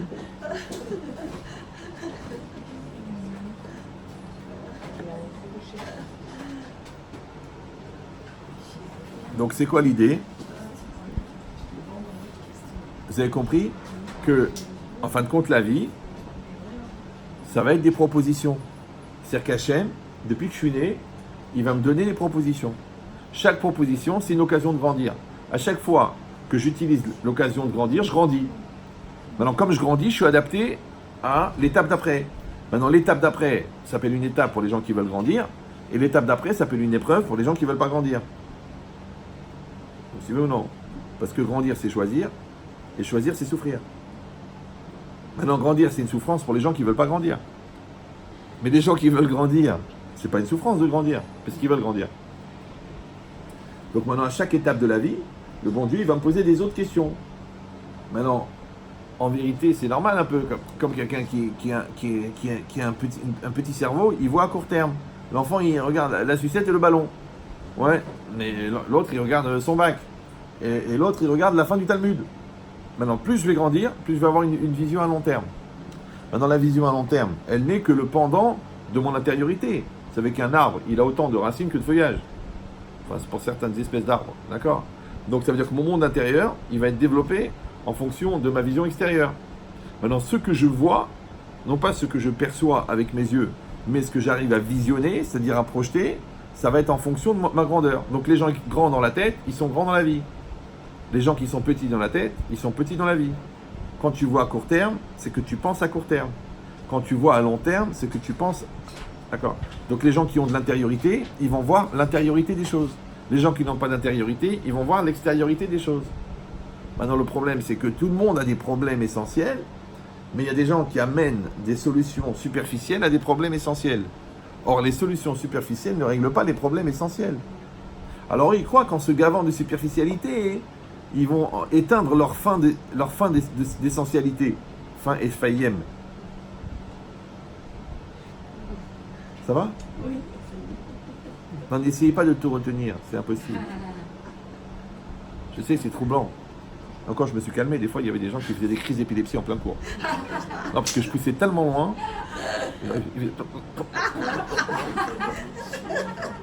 J'ai un peu calmé, j'ai un peu appris Rachamim, parce que des fois, c'est tellement violent. Non, ça va loin, ça va très très loin. Mais, comme j'ai expliqué plusieurs fois, mais encore une fois, les gens croient que je rigole. Dommage, j'aurais dû faire des sketchs. Mais, le projet d'un cours, pour moi perso, c'est de faire gagner 10 ans à la personne. Si la personne n'a pas gagné 10 ans, en 1h30, moi j'ai perdu mon temps. Vous allez dire, on ne peut pas gagner 10 ans en 1h30. Moi je pense qu'on peut gagner 20 ans. Bah oui, parce qu'il faut savoir que dans le monde extérieur, le temps existe, mais dans le monde intérieur, non. Donc à l'intérieur, tu peux te déplacer très vite. Ça dépend de la sincérité, de la spontanéité et de la concentration. Alors que dans le monde extérieur, si tu arrives à faire 900 km/h, c'est énorme. Mais dans le monde intérieur, tu peux faire 9 millions de km/h. En français, ça s'appelle Koach HaTeshuva. La force de la Teshuva, c'est ça. Bon, en français, ça s'appelle la prise de conscience. Ouais, ça s'appelle la capacité de se remettre en cause. Et ça, c'est pas limité par le temps. Maintenant, moi, je vous accompagne. Vous suivez mon raisonnement, mais en vérité, je vous accompagne dans les méandres de vos intériorités pour aller visiter des endroits de la caverne que vous n'avez pas voulu aller voir. Maintenant, quand vous les découvrez, il y a deux solutions. Soit vous vous émerveillez et vous dites « Oh là là, c'est extraordinaire !» On est en train de vivre quelque chose d'énorme. Ou si vous dites, écoute, alors là, franchement, Là, ça bouge trop là. Moi, j'ai organisé mon petit quotidien dans ma mesquinerie naturelle. Et là, il me demande de grandir. C'est trop. On va faire un truc gentil. Je peux pas. J'arrive pas. Yahya, ça veut dire Dieu est vivant quand même. Donc on peut pas. Je peux pas assister toute sa vie à des discours de l'évaya. On est là pour donner la vie. Donner la mort, c'est pas la peine. Donc si vous sentez que ça bouge à l'intérieur, c'est bien. Premièrement, ça prouve que vous êtes vivant et deuxièmement, ça prouve que je vous fais bouger. Si ça bouge pas à l'intérieur, il faut consulter. Voilà. Donc qu'est-ce qu'on est en train de dire maintenant? On est en train de dire une chose très très importante. C'est que toute la vie, en fin de compte, ça va être des propositions. Maintenant, moi, je peux profiter de la proposition pour grandir. Donc mon fils, il m'énerve, c'est une proposition de travailler la patience. D'accord? Mon mari ne me comprend pas, c'est une proposition de développer ma pédagogie. Le client, il attend beaucoup de moi, ben, ça développe ma persévérance. Je sais pas moi, le gars, il démarre pas au feu vert, ça développe ma patience. D'accord? Toutes les occasions de la vie sont là pour grandir. Si on croit en Dieu. Si on ne croit pas en Dieu, bon, il vaut mieux habiter un étage élevé. Mais si on croit en Dieu, ouais, ça veut dire que la réalité qui est en face de moi, elle est adaptée à moi. Maintenant, le problème, c'est que moi, je dois m'adapter à elle. Vous suivez ou non? Parce que la vie, c'est un costume sur mesure. Le bon Dieu ne se trompe pas. C'est ton mari, c'est tes enfants, c'est ton corps, c'est ta parnassa, c'est ta keïla, c'est ton endroit, c'est ton temps de vie. Mais nous, on passe notre vie à se plaindre du costume. On passe notre vie à se plaindre de la communauté. Mais si tu penses que tu seras mieux ailleurs, dégage. Ah non, mais je peux pas partir. Alors, reste ici. Arrête de te plaindre. Non, grandis. C'est ton mari, c'est ton mari. Voilà, c'est ton mari. Ah ouais, mais il a trop de défauts. Mais c'est ça son défaut, c'est qu'il te ressemble. D'accord? Donc... Non, c'est vrai. Parce qu'on dit que chaque poubelle a son couvercle. Donc, non, c'est pas grave. Donc ça veut dire quoi? Ça veut dire que quand moi, je vais m'adapter à ma réalité, d'accord? Je vais faire la première étape qui s'appelle que je vais faire un acte de Emouna. D'accord? Ah, maintenant, des fois, c'est difficile. Tu dis, oui, ben, il y a des choses qui sont difficiles, il y a des épreuves qui sont très, très lourdes. Je vous ai déjà expliqué que le chamelier connaît ses chameaux. Donc, vous avez compris qui est le chamelier, qui sont les chameaux. Maintenant, le chamelier distribue les charges. Celui-là, il lui met 400 kilos. Celui-là, il lui met 400 grammes. Maintenant, le chameau a deux défauts. Premier défaut, c'est qu'il refuse sa charge. Ça s'appelle Porek Ol. Il ne veut pas porter le joug. Deuxième défaut du chameau, c'est qu'il regarde la charge de l'autre. Pourquoi lui il a 40 kilos et moi j'ai 400 kilos?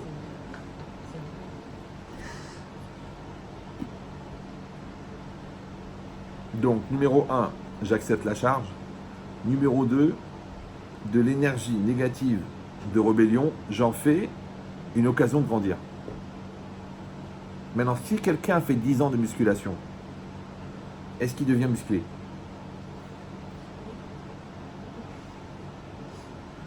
Oui, sauf si les haltères sont en polystyrène.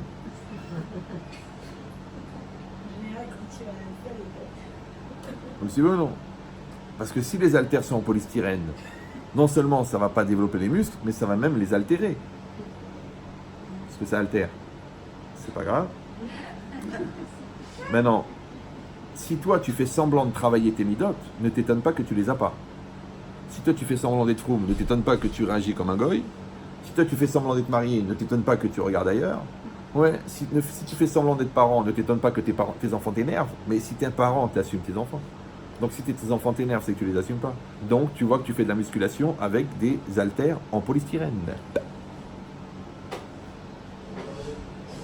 Maintenant, même quand tu fais des haltères, tu fais de la musculation avec des haltères en métal, que tu sens, tu sais, puisque ça fait mal, tu sens que ça fait mal, donc tu sens que tu changes.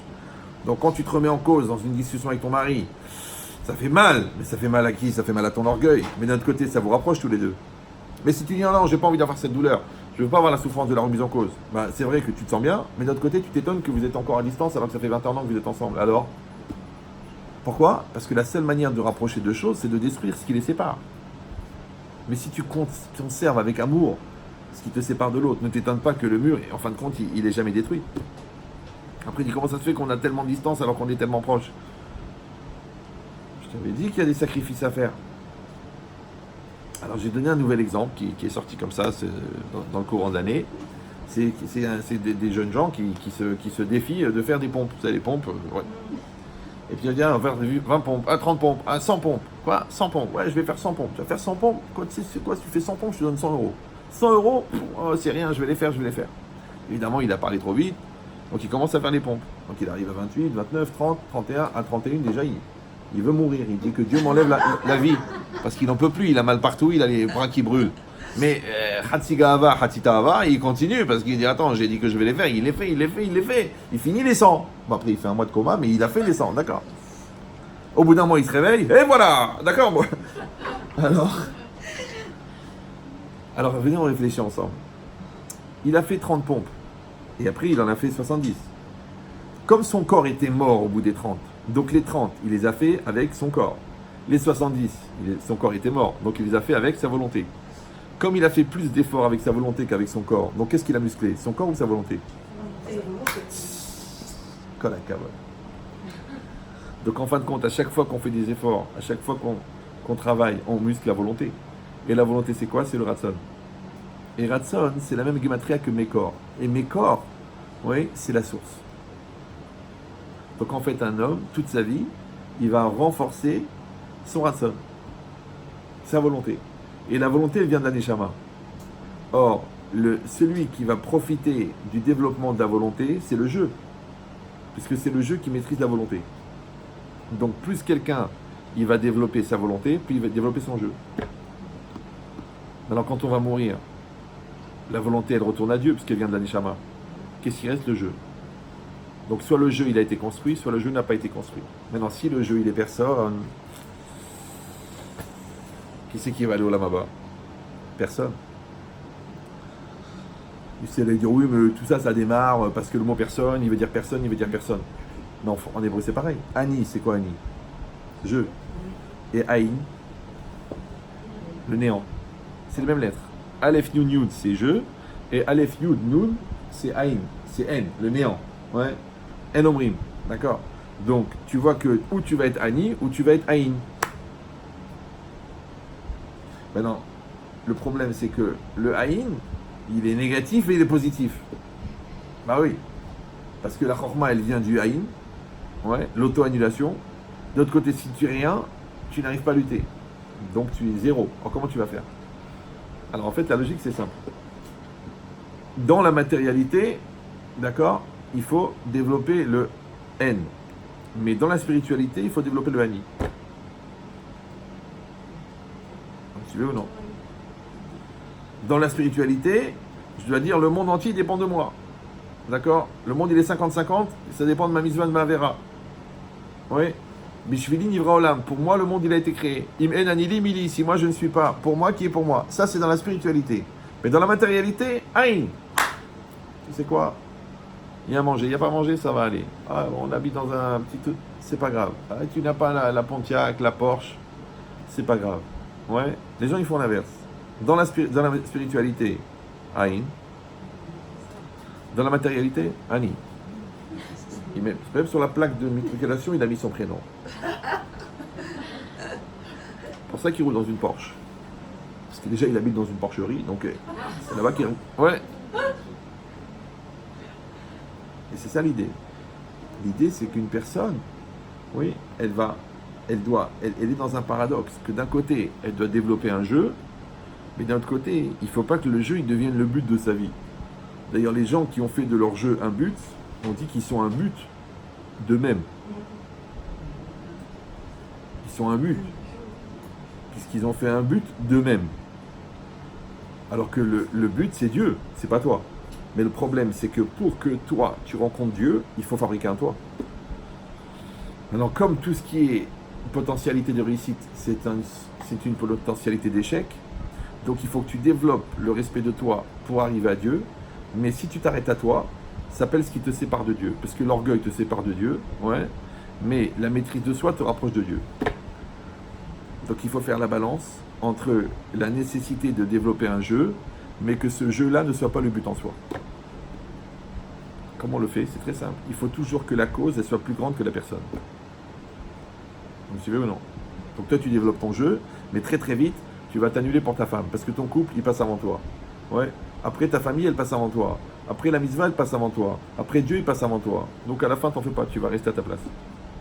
Mais si tu dis, c'est moi la Torah, c'est moi la maison, c'est moi le patron, c'est moi l'argent, c'est moi, c'est moi, c'est moi, c'est moi, quand tu commences toutes les phrases par moi, eh ben, au mieux, tu deviens président. Moi, président. On va pas en faire un fromage, mais de Hollande. Mais c'est ça l'idée. Ça va? C'est clair. Il faut profiter. Ça s'appelle de la rigolothérapie. D'accord? On soigne par le rire. C'est très très important. Ah mais je fais que ça, moi je fais que ça de la journée. Moi je distribue de la simcha. D'ailleurs, même dans les enterrements, je fais rire. C'est un problème. Non, c'est vrai, des fois on entend des rires qui sortent du cercueil, ça fait un balagan. Alors, donc c'est quoi l'idée? Restez calme. Je sais, il y en a qu'un, ils ont cassé le moule. Alors, donc c'est quoi l'idée? L'idée maintenant, vous avez compris que la vie, c'est une série d'opportunités.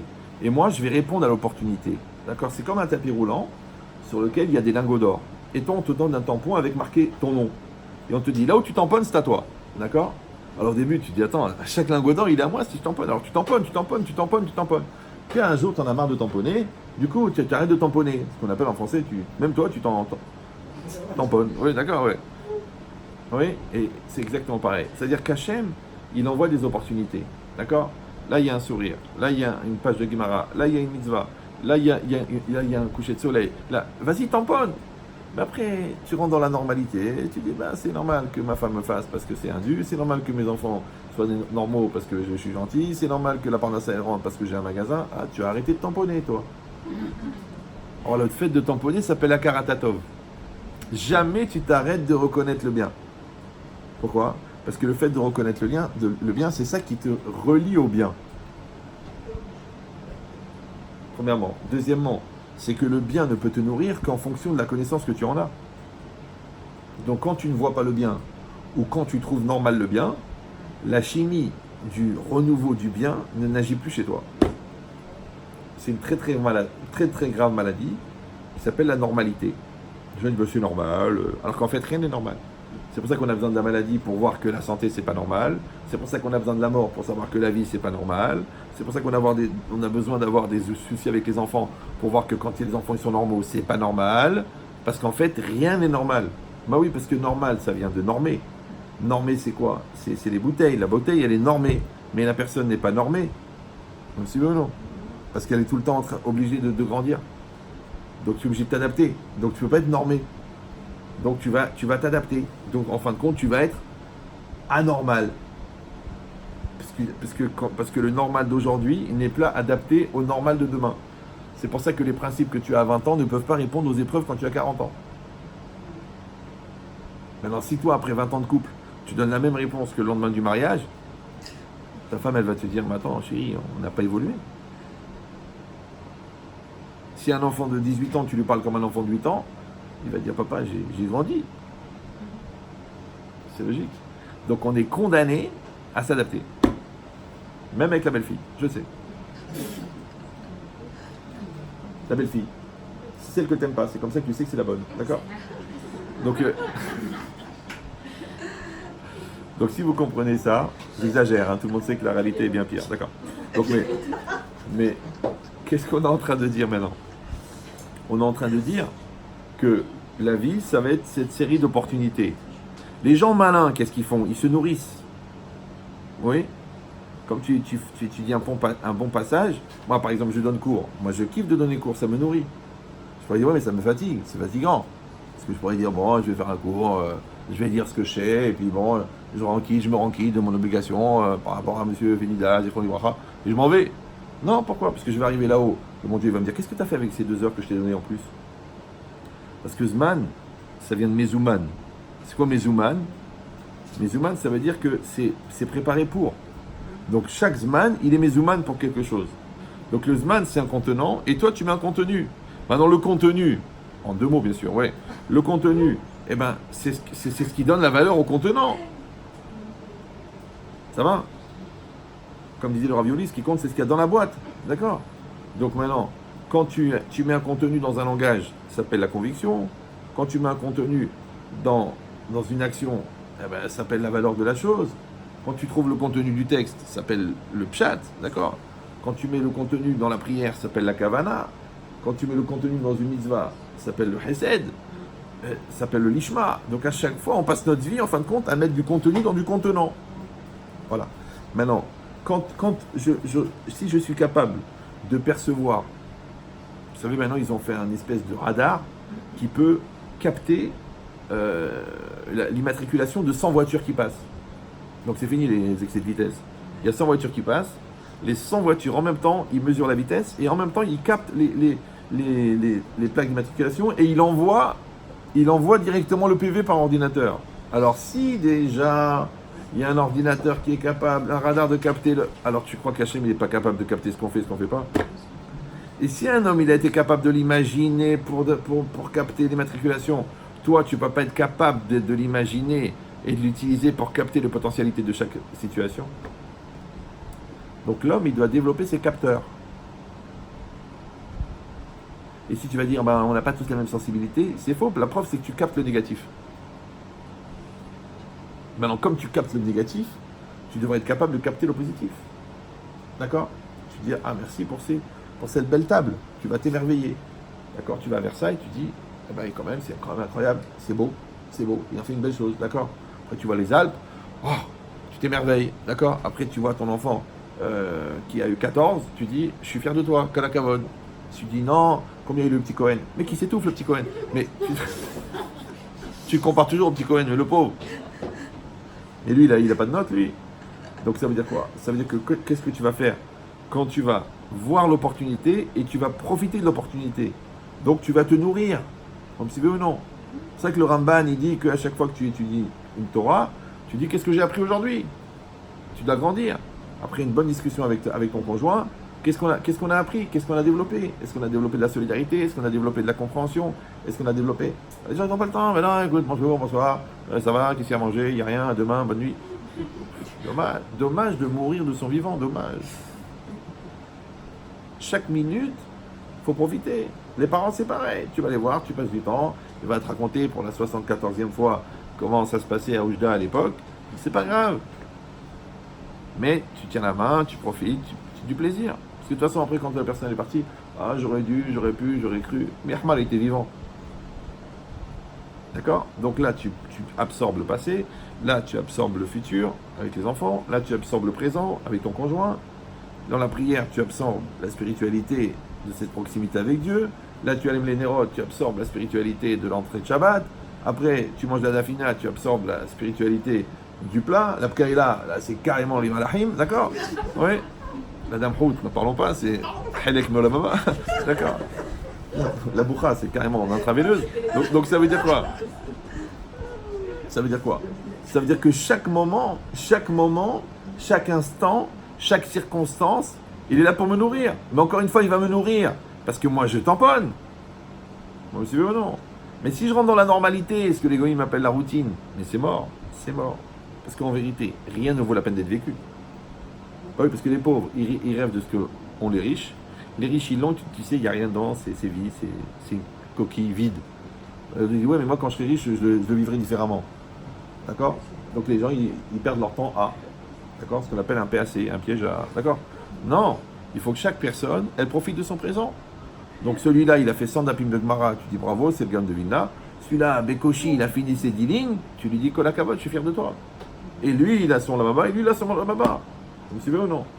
Mais si celui qui a fait les 10 lignes, il dit ah c'est nul parce que l'autre il a fait les 100 dapim, et si celui qui a fait les 100 dapim, il dit ah c'est nul parce que j'aurais voulu finir le Talmud par jour, les deux ils ont raté. Parce que Kol Amarbe, ve Kol Amamrit, Vaikar, chez Ikaven, Libo la Shamaï. Que ce soit beaucoup ou que ce soit peu, le principal c'est que chez Ikaven, Libo, c'est quoi Libo? On a dit c'est son intériorité, d'accord? La Shamaïm au ciel. Maintenant quand ton cœur il est en accord avec le ciel, ça veut dire que tu es en unité avec le bon Dieu. Maintenant, tu ne peux pas être en unité avec le bon Dieu si tu n'es pas en unité avec la vie. Parce que Dieu, il s'exprime à travers la vie. Donc, quand toi, tu es en accord avec la vie, ça s'appelle l'adaptation. Quand tu acceptes que la vie est adaptée à toi, ça s'appelle l'aïmouna. Maintenant, tu sais que Dieu, il est juste derrière la réalité et que ton intériorité, elle est juste derrière ton corps. Donc ton intériorité va rejoindre l'intériorité de la nature qui s'appelle Dieu en collant à la réalité et à ton corps. Voilà. Mais alors, si tu es en désaccord avec ton corps, parce que tu dis, ouais, de toute façon, je m'aime pas, je me trouve grosse, d'accord. Après, tu es en désaccord avec ta réalité, parce que tu dis, c'est pas la vie que j'aurais voulu vivre. Après, tu es en désaccord avec Dieu qui est la réalité, parce que qui a dit que c'est lui qui a fait ça. Donc, tu deviens une particule élémentaire perdue dans l'immensité cosmique de l'éphémère. Ce qu'on appelle en anglais, rien. Rien. Rien. C'est ça, rien. C'est vrai ou non? Alors que tu peux être un. C'est ça les Shem Yichud, Rucha Berichud. Les Shem Yichud. Ouais. C'est pour l'unité. Mais l'unité de quoi? Parce que Dieu soit un, c'est ton travail. Et que toi tu fasses un avec Dieu, c'est ton travail. Donc toi, en étant un avec Dieu, tu fais que Dieu est un. Maintenant, si toi tu dis, bon, je comprends pas, donc Dieu est deux. C'est pas évident, Dieu est deux. Ou c'est marqué, Dieu est trois. Ouais. À quoi ça sert? Dieu est 4. J'arrive pas à accepter Dieu est 5. C'est ça le problème. Maintenant, sachez une chose. Que le refus d'une réalité ne l'améliore pas.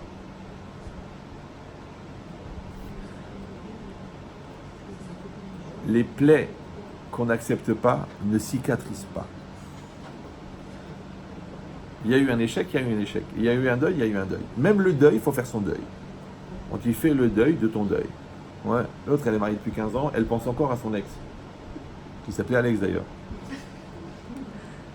Alors elle ne peut pas s'investir dans son shalom bayit.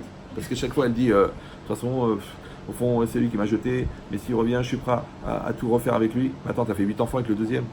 Moi j'ai eu des cas de shalom bayit comme ça. Je voyais que je me bats, elle bouge pas. À la fin je dis, écoutez, excusez-moi, mais avant d'être avec votre mari, il y avait quelqu'un? Alors ils n'osent pas dire parce qu'ils sont fous, mais non, en tout bien, tout honneur, mais il y a quelqu'un auquel vous avez cru, que vous pensiez vraiment faire avec lui un mariage? Elle dit oui, et alors ça dure 1 an, et ça s'est pas terminé, ça s'est pas concrétisé, on était jeunes, il m'a jeté, il m'a truqué.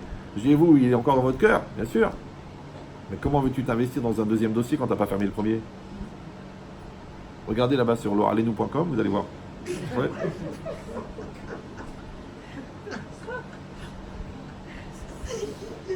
Comme tu veux, non? Donc l'autre, il regrette encore l'école de Capitas. Donc il ne s'investit pas à y venir. Oui. Celui-là, il regrette sa petite école juive. Donc il n'arrive pas à rentrer à la Sorbonne. Celui-là, il était bien dans sa petite yeshiva Ktana. Maintenant, il se retrouve avec 1500 élèves à Mir. Il ne supporte pas. D'accord. Celui-là, il était dans le confort de sa maman qui connaissait tous ses besoins. Comment il va rentrer dans l'inconnu d'une femme... J'ai mis du temps à savoir que vous étiez tunisienne, mais j'ai senti, hein. Ah, c'est comme ça. Il y a les uns et les autres, hein, de toute façon. Enfin, je ne parle pas au nom de tous les uns, bien sûr. D'accord. Donc, c'est quoi l'idée? Il n'y a aucun de... J'ai aucune critique. Mais c'est quand même E.T. E.T. C'est E.T. C'est celui qui... Maman, maison. Vous l'avez connu, celui-là? Non, c'est ça, E.T. C'est ça, E.T. Entièrement tunisien. Pratiquement extraterrestre, pratiquement. D'accord. Bon, je rigole, c'est juste pour faire circuler le son. Donc ça veut dire quoi? Ça veut dire que, vous avez compris maintenant, que la vie, ça va être des opportunités. Maintenant, la vitesse de capacité d'absorber l'opportunité, eh ben, elle va faire que je vais me nourrir plus. Maintenant, celui qui ne voit pas l'opportunité, ou le contraire, celui qui a un tri négatif, il voit que le négatif. D'accord? Ah, la maison elle est mal placée, le magasin il n'est pas éclairé, le livre il est usé, la chambre d'hôtel elle est moche, mon corps il a grossi, mon mari il est têtu. Fais attention parce que toi, non seulement que tu ne collectes pas le positif, mais tu collectes le négatif. Et la collecte du négatif génère un réservoir de négatif. Ouais. Qui provoque une maladie très grave qui s'appelle la rhumma, qui elle-même dégénère au niveau physiologique sous la forme de rhumatisme. C'est ça le rhumatisme. C'est la rhumma. Non? Je vais le payer celui-là. D'accord. Donc ça veut dire quoi? Vous avez compris l'idée ou non? Voilà. Maintenant c'est bien sûr. Je ne suis pas médecin. D'accord. Ce que je dis c'est entièrement vrai, mais bon, c'est approuvé, c'est tout. Donc c'est quoi l'idée? C'est que si je comprends ça, que je suis dans aujourd'hui c'est très à la mode, les goïms ils appellent ça le positivisme, mais on n'avait pas besoin de ça, déjà nous on l'appelle la karatatov, maintenant ils ont découvert que genre il faut avoir une vision positive du monde, genre Baruch haba bekoum, ouais. Ils attendent ma chère pour changer. Donc mais c'est quoi l'idée? Ça veut dire que puisqu'encore une fois, une personne qui est grande, elle a de grandes opportunités, donc elle est obligée d'être rapide pour profiter de ça. C'est pour ça que l'arrêt est impossible. C'est vrai que c'est marqué Bechukotai Telechu. Dans mes lois, vous irez. Altikri alichot et là, alachot. Ne dis pas alichot de déplacement, mais loi. C'est quoi la loi? La loi, c'est la démarche et c'est la trajectoire de déplacement d'un juif dans la réalité. C'est ça la halakha. D'accord? Maintenant, le Zohar il dit Adam Oler, l'homme il est en mouvement. Albert, j'ai entendu parler d'Albert, qui était une intelligence relative finalement. Ouais. Il a dit le secret de l'univers c'est le mouvement. Bon, mais c'est ça ce qui est écrit dans la Torah, que Bechukotai Telechu, c'est-à-dire qu'un homme est condamné à maintenir le mouvement. D'accord? Tu dois toujours être en mouvement. D'accord? Même les médecins ils disent pourquoi vous êtes malade? Parce que vous êtes trop sédentaire, surtout ces dentistes. D'accord? Oui. D'accord. Donc quelqu'un il bouge, il faut que tu bouges. Maintenant tu bouges ton corps, eh ben, ça entretient le corps. Tu bouges ton cerveau, ça entretient le cerveau. Tu oxygènes, ça entretient le sang. Maintenant si tu es trop sédentaire, eh ben, la graisse elle se cumule et même ton médecin il te le dit, mais quitte à cholestérol. D'accord? Le Donc, cholestérol il baisse. ah ben ouais, exactement. Voilà, vous m'avez enlevé les mots de la bouche. D'accord. Donc c'est quoi l'idée? L'idée, c'est ça, c'est qu'il ne faut jamais arrêter le mouvement. Comment on appelle ça dans la Torah? Ça s'appelle zrizout. C'est pour ça que les tzadikim, ils courent tout le temps. Alors que les Réchaim, ils ne sont pas pressés. Comme on dit la Gemara, Savar, Inish, Dechaye, Doré, Doré. Un homme, il pense qu'il va vivre des générations. Et quand il arrive à la veille de la mort, j'ai pas fait ça. Pourquoi? Parce que la vie, elle est rapide. Alors c'est vrai qu'il y a des gens qui ont une tête plus rapide que d'autres, il y en a qui ont une vie plus rapide que d'autres, il y en a qui ont des occasions qui sont plus rapides que d'autres. Mais ce qui compte, c'est que chacun il vive avec son temps. C'est ça, vivre avec son temps. Vivre avec son temps, c'est pas s'habiller à la mode ou non. Vivre avec son temps, c'est vivre avec le temps que Dieu te propose. Donc si toi t'as 19 affaires par jour, c'est ça ton temps à toi. Si t'as 200 000 votes par jour, c'est ton temps à toi. Alors si t'as une idée par semaine, c'est ton temps à toi.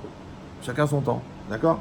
Alors si c'est ça, ça veut dire que une personne, elle est perpétuellement dans cette logique de mouvement et de profit tiré de la réalité. Quand j'arrête le mouvement, je commence à dégénérer.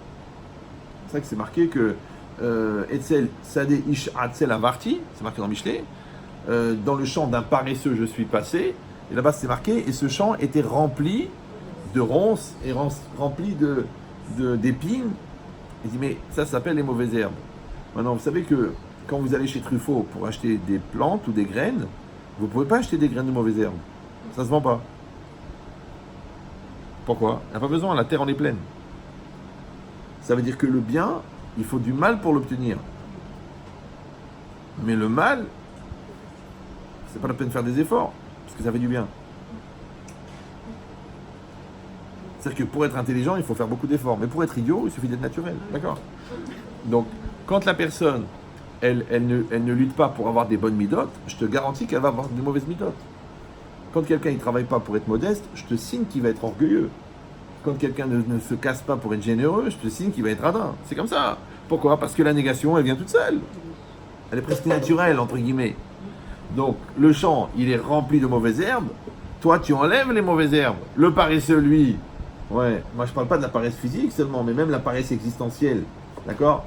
Ouais, j'ai pas les nerfs d'assumer, ça me saoule de réfléchir, qui a dit je dois me remettre en cause, puis je suis fatigué de t'écouter, encore des responsabilités. Ça s'appelle la paresse existentielle. Ouais. Mais la paresse existentielle, dans le champ psychologique, développe des mauvaises herbes. Après, je fais une dépression parce que je dis mais c'est quoi toutes ces mauvaises qualités que j'ai cumulées?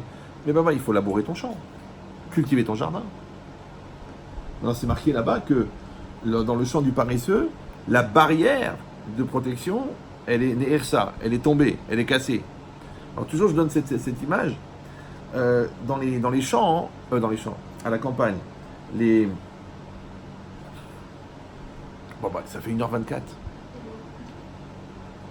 On est loin du cours. Je sais que le cerveau, il absorbe maximum 52 minutes. Là, vous êtes déjà en train de prier pour que je m'étouffe. D'accord. C'est une ambiance. Bon, je vais essayer d'être concis, comme dirait mon Moël. Donc, qui est le maître du concis, ça s'appelle le circoncis. Alors, donc qu'est-ce qui est marqué ici? Bon, laissez tomber le mur parce que c'est pas le sujet. Mais qu'on a. Ouais, mais c'était un plus. Vous avez pris le forfait complet ou? Bon, je vous explique, c'est pas grave. Voilà. Écoutez bien, c'est un très grand cri douche.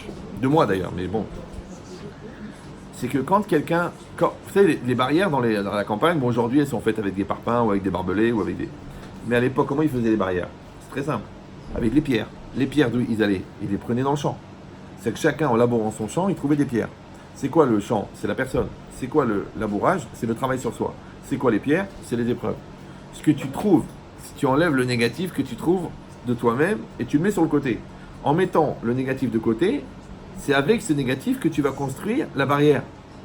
Ça veut dire que ta barrière de protection, ce qu'on appelle en français le respect de soi et la dignité, est le résultat de la séparation entre le bien et le mal en toi. Donc c'est les gens qui n'ont pas lutté contre la négation qu'il y a en eux, eh ben ils n'ont pas le matériel pour fabriquer le respect d'eux-mêmes. C'est pour ça qu'ils sont obligés d'être orgueilleux. Parce que l'orgueil, c'est la dignité des nuls. Les gens qui sont bons n'ont pas besoin de frimer. Bien sûr, c'est carapace. Pourquoi tu mets une carapace? Parce que tu es un ver de terre. Mais si tu es un rhinocéros ou un lion, tu n'as pas besoin de mettre une armure, parce que tu es un lion. Oui, voilà. Donc maintenant, qu'est-ce qu'on est en train de dire? On est en train de dire que l'arrêt est dangereux. Parce que l'arrêt, c'est la stagnation. Même les eaux du mikvé sont maïm haïm. Oui, parce que des eaux, c'est que même l'eau, ça pourrit, vous savez ça. L'eau, ça pourrit. Vous savez bien, dans l'évier, quand vous revenez au bout de 6 mois, l'eau pourrit. Donc, c'est quoi la mort? C'est l'immobilisme. Donc, quand une eau, elle est vivante, c'est parce qu'elle est en mouvement. Donc, le mouvement régénère. Maintenant, comme le mouvement physique régénère le corps, le mouvement du couple, ça s'appelle avoir de la fantaisie, développer des sentiments et du renouveau, faire des choses ensemble. Le renouveau des enfants, c'est que chaque enfant, tu évolues avec lui. Le renouveau de la Torah, Vaya Shamoa Tishma, si tu l'étudies, tu l'étudieras. Donc tu vas avoir un nouveau regard sur un texte que tu connais déjà. C'est pour ça que chaque année, on lit la même paracha et pourtant elle répond à la problématique de la semaine de cette année-là. Alors tu ne comprends pas, c'est tous les ans la même paracha, comment c'est possible? On ne vit pas tout le temps la même chose. Voilà. Donc ça veut dire que la paracha c'est la même, mais le regard il est nouveau. Le couple c'est le même, mais le regard il est nouveau. L'enfant c'est le même, mais le regard il est nouveau. Donc en fait, Ayom. Oui. Maintenant ça implique qu'il y a ce mouvement perpétuel. Alors comme il y a un mouvement au niveau physique, de bouger, ouais, la mère de ma mère, elle disait en arabe que Dieu ne nous laisse pas sans rien faire. Des femmes à 85 ans, elles étaient toujours en train, viens on range, donne-moi 1 kilo de farine, on bouge les meubles, on va tamiser la farine, on va s'occuper du shalom. Tu dis à mamie, ça y est, ça y est, 88 ans, ça y est, détends-toi, pose-toi. Non, ils ont peur, parce qu'ils savent que quand tu t'arrêtes, c'est parce que tu vas te reposer, et le repos, c'est le début du repos éternel. Ah bah oui, on ne peut pas aspirer au repos de son vivant. Sinon, on se retrouve dans un endroit où c'est marqué partout. D'ailleurs, ici repose, ici repose. D'accord? Donc, on se reposera plus tard. C'est pas grave. Mais ça veut dire quoi? Ça veut dire qu'on est dans le mouvement. Alors, de la même manière qu'il existe un mouvement au niveau physique, il existe un mouvement au niveau spirituel. D'accord? Il existe un mouvement aussi au niveau mental. Il faut travailler ta tête. D'accord? Les gens qui arrêtent de réfléchir deviennent idiots. D'accord? Donc, comment tu trouves des rabbinim de 100 ans qui ont une tête fraîche et des gens de 32 ans, des ingénieurs, que tu leur poses une question, vous pouvez répéter la question. Tu sens que le cerveau, il s'est fossilisé. En fait, il a pris la même nature que l'os qu'il contient. D'ailleurs, quand tu lui parles, tu sens que tu tombes sur un os. D'accord? Mais c'est ça, cette idée. Comment ça se fait qu'il n'a pas la fraîcheur? Parce qu'il a arrêté de réfléchir. Parce que dès qu'ils arrêtent les études, tac, ils deviennent idiots. Parce qu'après, ils ne font qu'appliquer ce qu'ils savent. Alors qu'à vous, Metoudin Badin, c'est que tu dois relire le jugement. Tu dois refaire le calcul, tu dois réétudier le sujet à chaque fois qu'on te pose la question, même si on te repose la même question à 10 minutes d'intervalle. Tu dis Rav Yitzhak Veil, qu'Hachem le garde en bonne santé. Ouais, j'étais impressionné que quelqu'un lui pose une question. Maintenant, il connaît tout le Shulchan Aruch par cœur. Et toujours, il disait, vous pouvez répéter la question. Pourquoi? Parce qu'il veut réentendre la question, réétudier la question. Mais non, mais c'est des questions faciles, c'est toujours les mêmes questions. Il a oublié Shabbat dans Rosh Chodesh, il a allumé la Hanoukia dans la Souka. Chacun, c'est des questions évidentes, d'accord? Oui, alors. Ça va? Alors, donc maintenant, oh, mais finalement, il a été accepté la conversion. Bon. Mais, donc ça veut dire ça, c'est le mouvement. Maintenant, le Raphaïm Vital, il dit, au début du Sharik Dusha, il dit qu'il y a 4 éléments dans la nature et dans l'homme: l'eau, le feu, l'air et le carbone.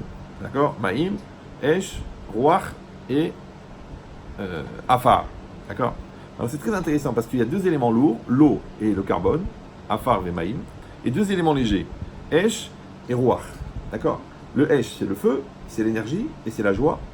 Et le Ruach, c'est l'air, mais c'est aussi l'esprit. Ruach Elohim. D'accord? Maintenant, ça veut dire que quelqu'un, il dit comme ça: quand vous jetez un caillou, enfin lui il dit pas ça, mais moi j'illustre. Quand vous prenez un caillou, vous le jetez dans les piscines. Où il va le caillou? Au fond. D'accord? Maintenant, si vous mettez des mouvements tellement puissants dans la piscine, vous pouvez même soulever le caillou. Ça va? Voilà. Donc maintenant, les éléments lourds, ouais, ils vont vers le fond. Donc dans tous mes éléments, je contiens de l'eau, qui est lourde, et du afar, et du carbone, qui est lourd. Ouais. Ils descendent vers le fond. C'est la loi de la gravité. Maintenant, si moi, j'active le Esh, c'est-à-dire la Simchat Haim, la joie, ou la joie de la Torah, j'active Ruach, la réflexion, ouais, je peux soulever les éléments lourds. Il dit, comme les gens n'activent pas l'esprit et la Simcha, automatiquement les éléments lourds ils descendent. Il dit le Raphaïm Vital, de là-bas il vient la tristesse, de là-bas il vient la paresse, de là-bas il vient la dépression. Parce que tu arrêtes d'activer. Vous me suivez ou non? Donc la zrizout, elle devient thérapeutique. D'ailleurs on le dit bouger, éliminer. D'accord. Maintenant c'est quoi l'idée? C'est que maintenant ce mouvement-là, en fait c'est quoi? C'est que je dois avoir un projet, après je me donne les moyens, après je l'applique et j'obtiens un résultat.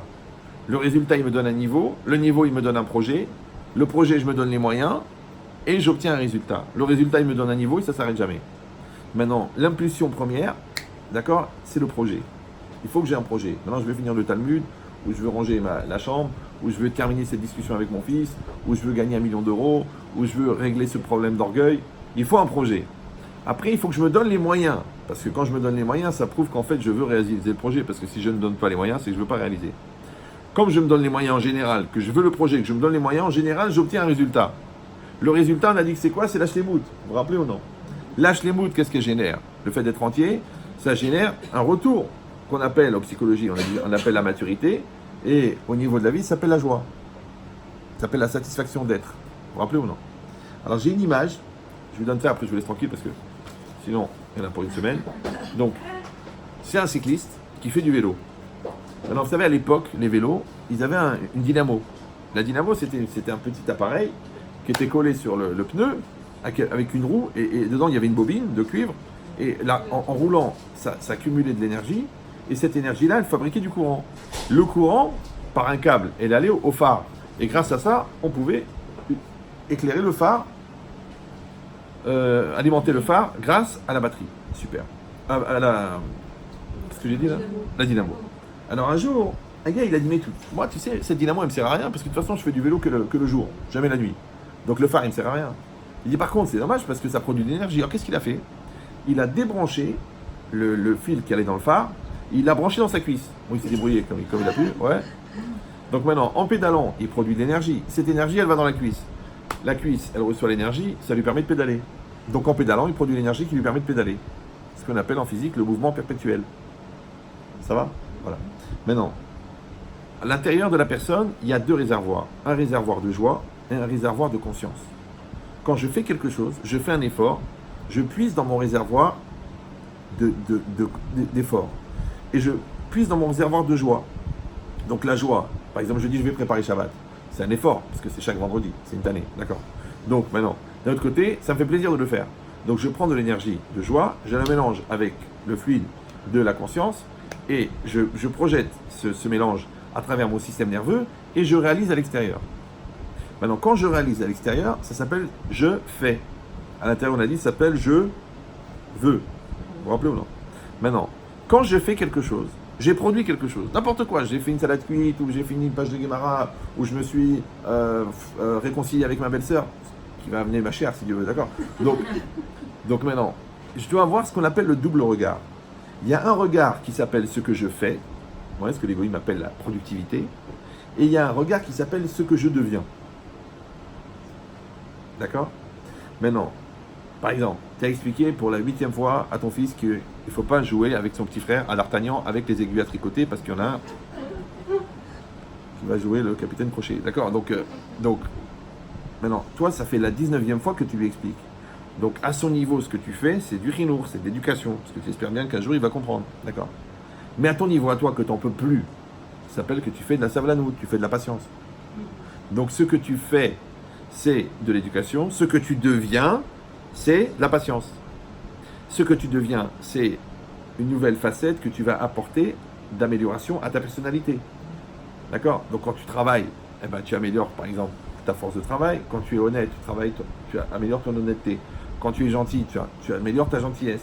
Donc, en fin de compte, la résonance de mon acte, elle s'inscrit dans ce que je suis devenu, on a dit. C'est ça ce que je vais présenter à Dieu. C'est que le bon Dieu, au départ, il m'a donné un diamant brut, d'accord, d'à peu près 850 carats. C'est beau, ouais, d'accord. Et moi, je dois faire apparaître sur ce diamant des facettes. Les facettes s'appellent en hébreu panim. Panim, ça s'appelle les facettes de ma personnalité. Quand j'arrive devant le bon Dieu, je n'ai pas besoin de parler, puisque je lui montre le diamant taillé. Si je n'ai pas taillé le diamant, c'est-à-dire que je ne suis pas devenu, ben, j'ai rien à présenter, parce que la pierre brute, de toute façon, c'est lui qui m'a donné. En plus, tu veux le Olamaba pour la pierre brute qu'il t'a donné, et là-bas pour ce que tu es devenu. Ok.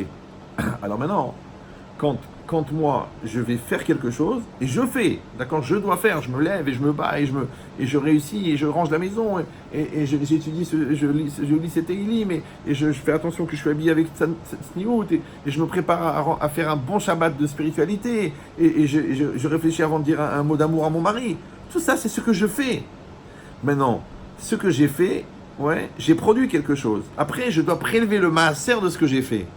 Traduction, je dois prélever ce que je suis devenu grâce à ce que j'ai fait. Maintenant, le problème, c'est que quand j'agis, à chaque fois, je puise mon réservoir de joie. Et je puise mon réservoir de conscience. Et après, ça passe par le système nerveux. Et ça arrive dans la réalité. Maintenant, malheureusement, les gens, inconsciemment, ils ne se rendent pas compte. Mais ils vident leur réservoir de joie. Mais ils continuent à faire parce qu'ils sont éduqués, parce qu'ils sont religieux, parce qu'ils ont une conscience. Donc, ils font les choses parce qu'ils doivent les faire. Et un jour, ils vident même leur réservoir de conscience. Il ne reste plus que les nerfs. Donc ils continuent à faire, mais avec les nerfs. Et un jour, les nerfs craquent. Où est l'erreur? L'erreur, c'est qu'ils n'ont pas régénéré leur réservoir de joie, qui nourrissait leur réservoir de conscience, qui nourrissait leur système nerveux, qui nourrissait leur acte, qui nourrissait leur personne. Donc le cycliste, ouais, il pédale, il agit. Cette action, elle produit du courant, qui va réénergiser son réservoir de joie. Maintenant, c'est quoi la joie? On a dit que c'est la satisfaction d'être. Donc, quand j'ai fait ce que j'ai à faire et qu'ensuite je reconnais ce que je suis devenu grâce à ce que j'ai fait, la reconnaissance de ce que je suis devenu va régénérer mon réservoir de joie, ce qui va me permettre de continuer à faire. Donc, c'est toujours le même cycle. Projet, moyen, résultat. Résultat, hop, projet. Maintenant, ce cycle-là, qui est un mouvement qui ne s'arrête jamais, d'accord? C'est ça qu'on appelle régénérer la joie. Maintenant, je me régénère au niveau matériel, j'ai mangé. Je me régénère au niveau physique, il faut aller dormir. Va dormir. Ah non, tu sais, je suis pas bien, j'arrive pas. J'ai une mauvaise conscience. Mais tu dors pas. Donc tu es angoissé. Comme tu es angoissé, comme tu es fatigué, tu es encore plus angoissé. Donc va dormir. Là, tu régénères. Après, tu dis, écoute, il manque de la spiritualité en ta vie, je comprends pas. Au niveau professionnel, je m'éclate, je suis chef de projet chez Ron Poulain. Ok, mais tu es une femme juive, d'accord? Tu dis, je ne retrouve pas la hninou de ma grand-mère qui allumait à Warzazat les Nérot Shabbat. Ben oui, parce que tu es chef de projet, grâce à Dieu, tu es devenu un homme, mais il te manque le principal. Il te manque la féminité juive. Alors va allumer tes Nérot Shabbat. Tu les allumes, tu dis, il y a un feu qui monte en moi, il y a une chaleur. Baruch haba bekoum, bienvenue au club. Oui. Donc là, tu régénères au niveau spirituel. Là, tu régénères avec ton mari. Ok, il y a la famille, il y a le travail, il y a le temps, il y a le stress, il y a les mitzvot. Prenez un week-end, partez tous les deux. On ne peut pas, les 8 enfants, c'est difficile, on ne va pas les laisser, j'ai peur de les confier, il se passe des choses. Ok, quand tu seras en dépression, tu vas bien les confier, non? Donc maintenant, tu prends 2 jours, tu vas avec ton mari. Là, tu régénères le couple. Après, tu prends ton fils, tu l'emmènes avec toi. Vous passez 1 heure, 2 heures, 3 heures, tu l'emmènes à Deauville, vous parlez pas entre eux, tu lui racontes ta vie, comment tu ressens, comment tu l'aimes, comment tu comprends. Tu régénères la relation. Donc on passe notre vie à régénérer des réservoirs. Oui. L'erreur, c'est de croire que les réservoirs, ils sont éternels.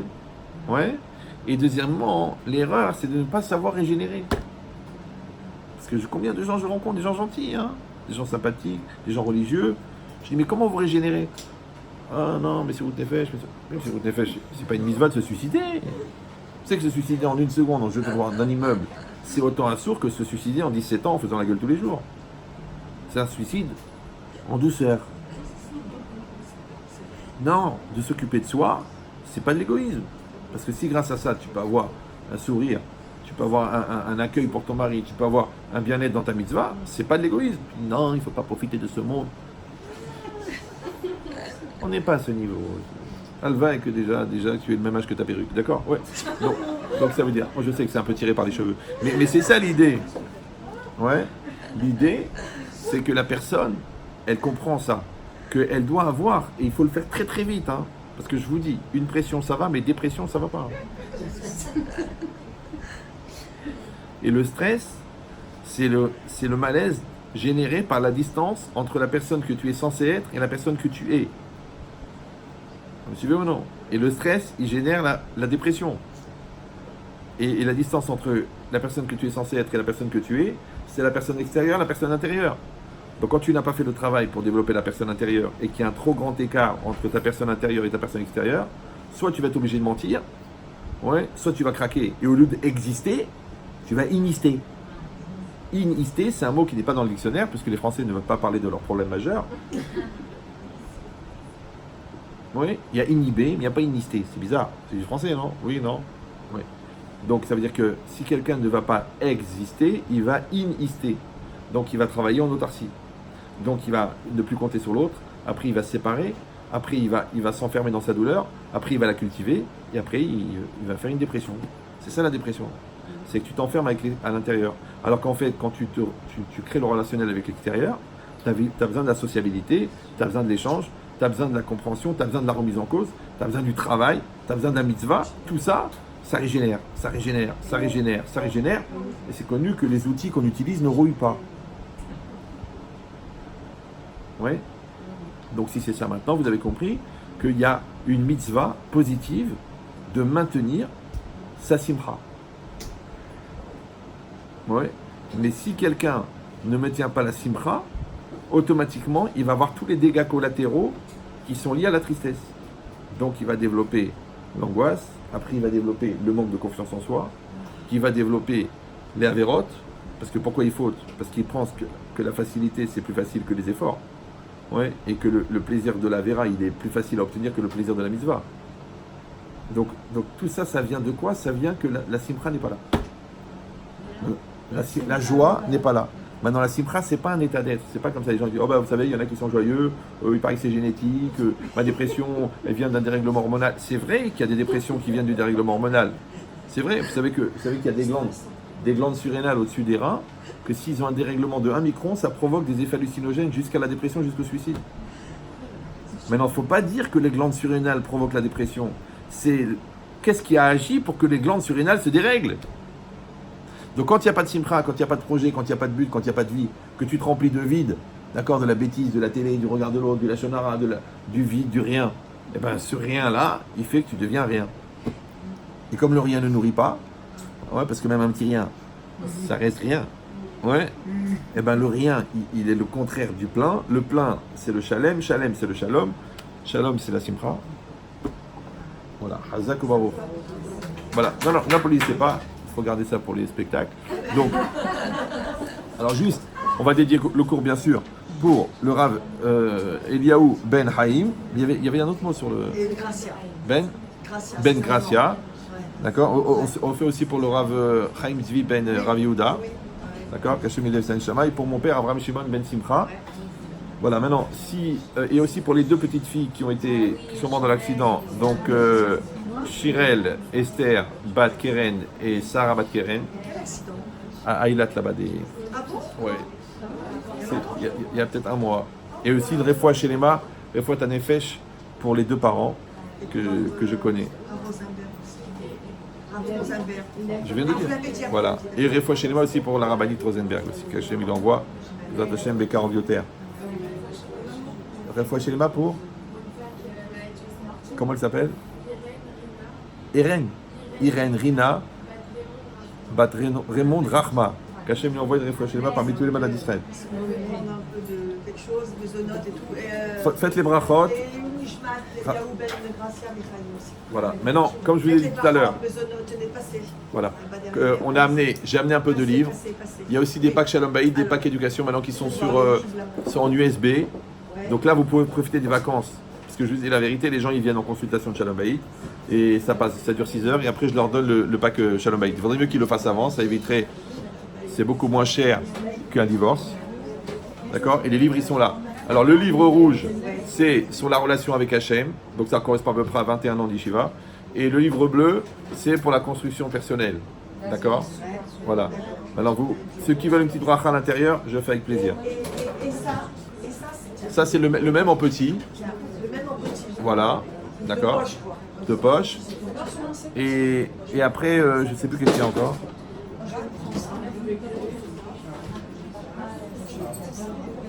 Vous allez enlever les caméras? Qu'est-ce que c'est? Ouais, ça y est.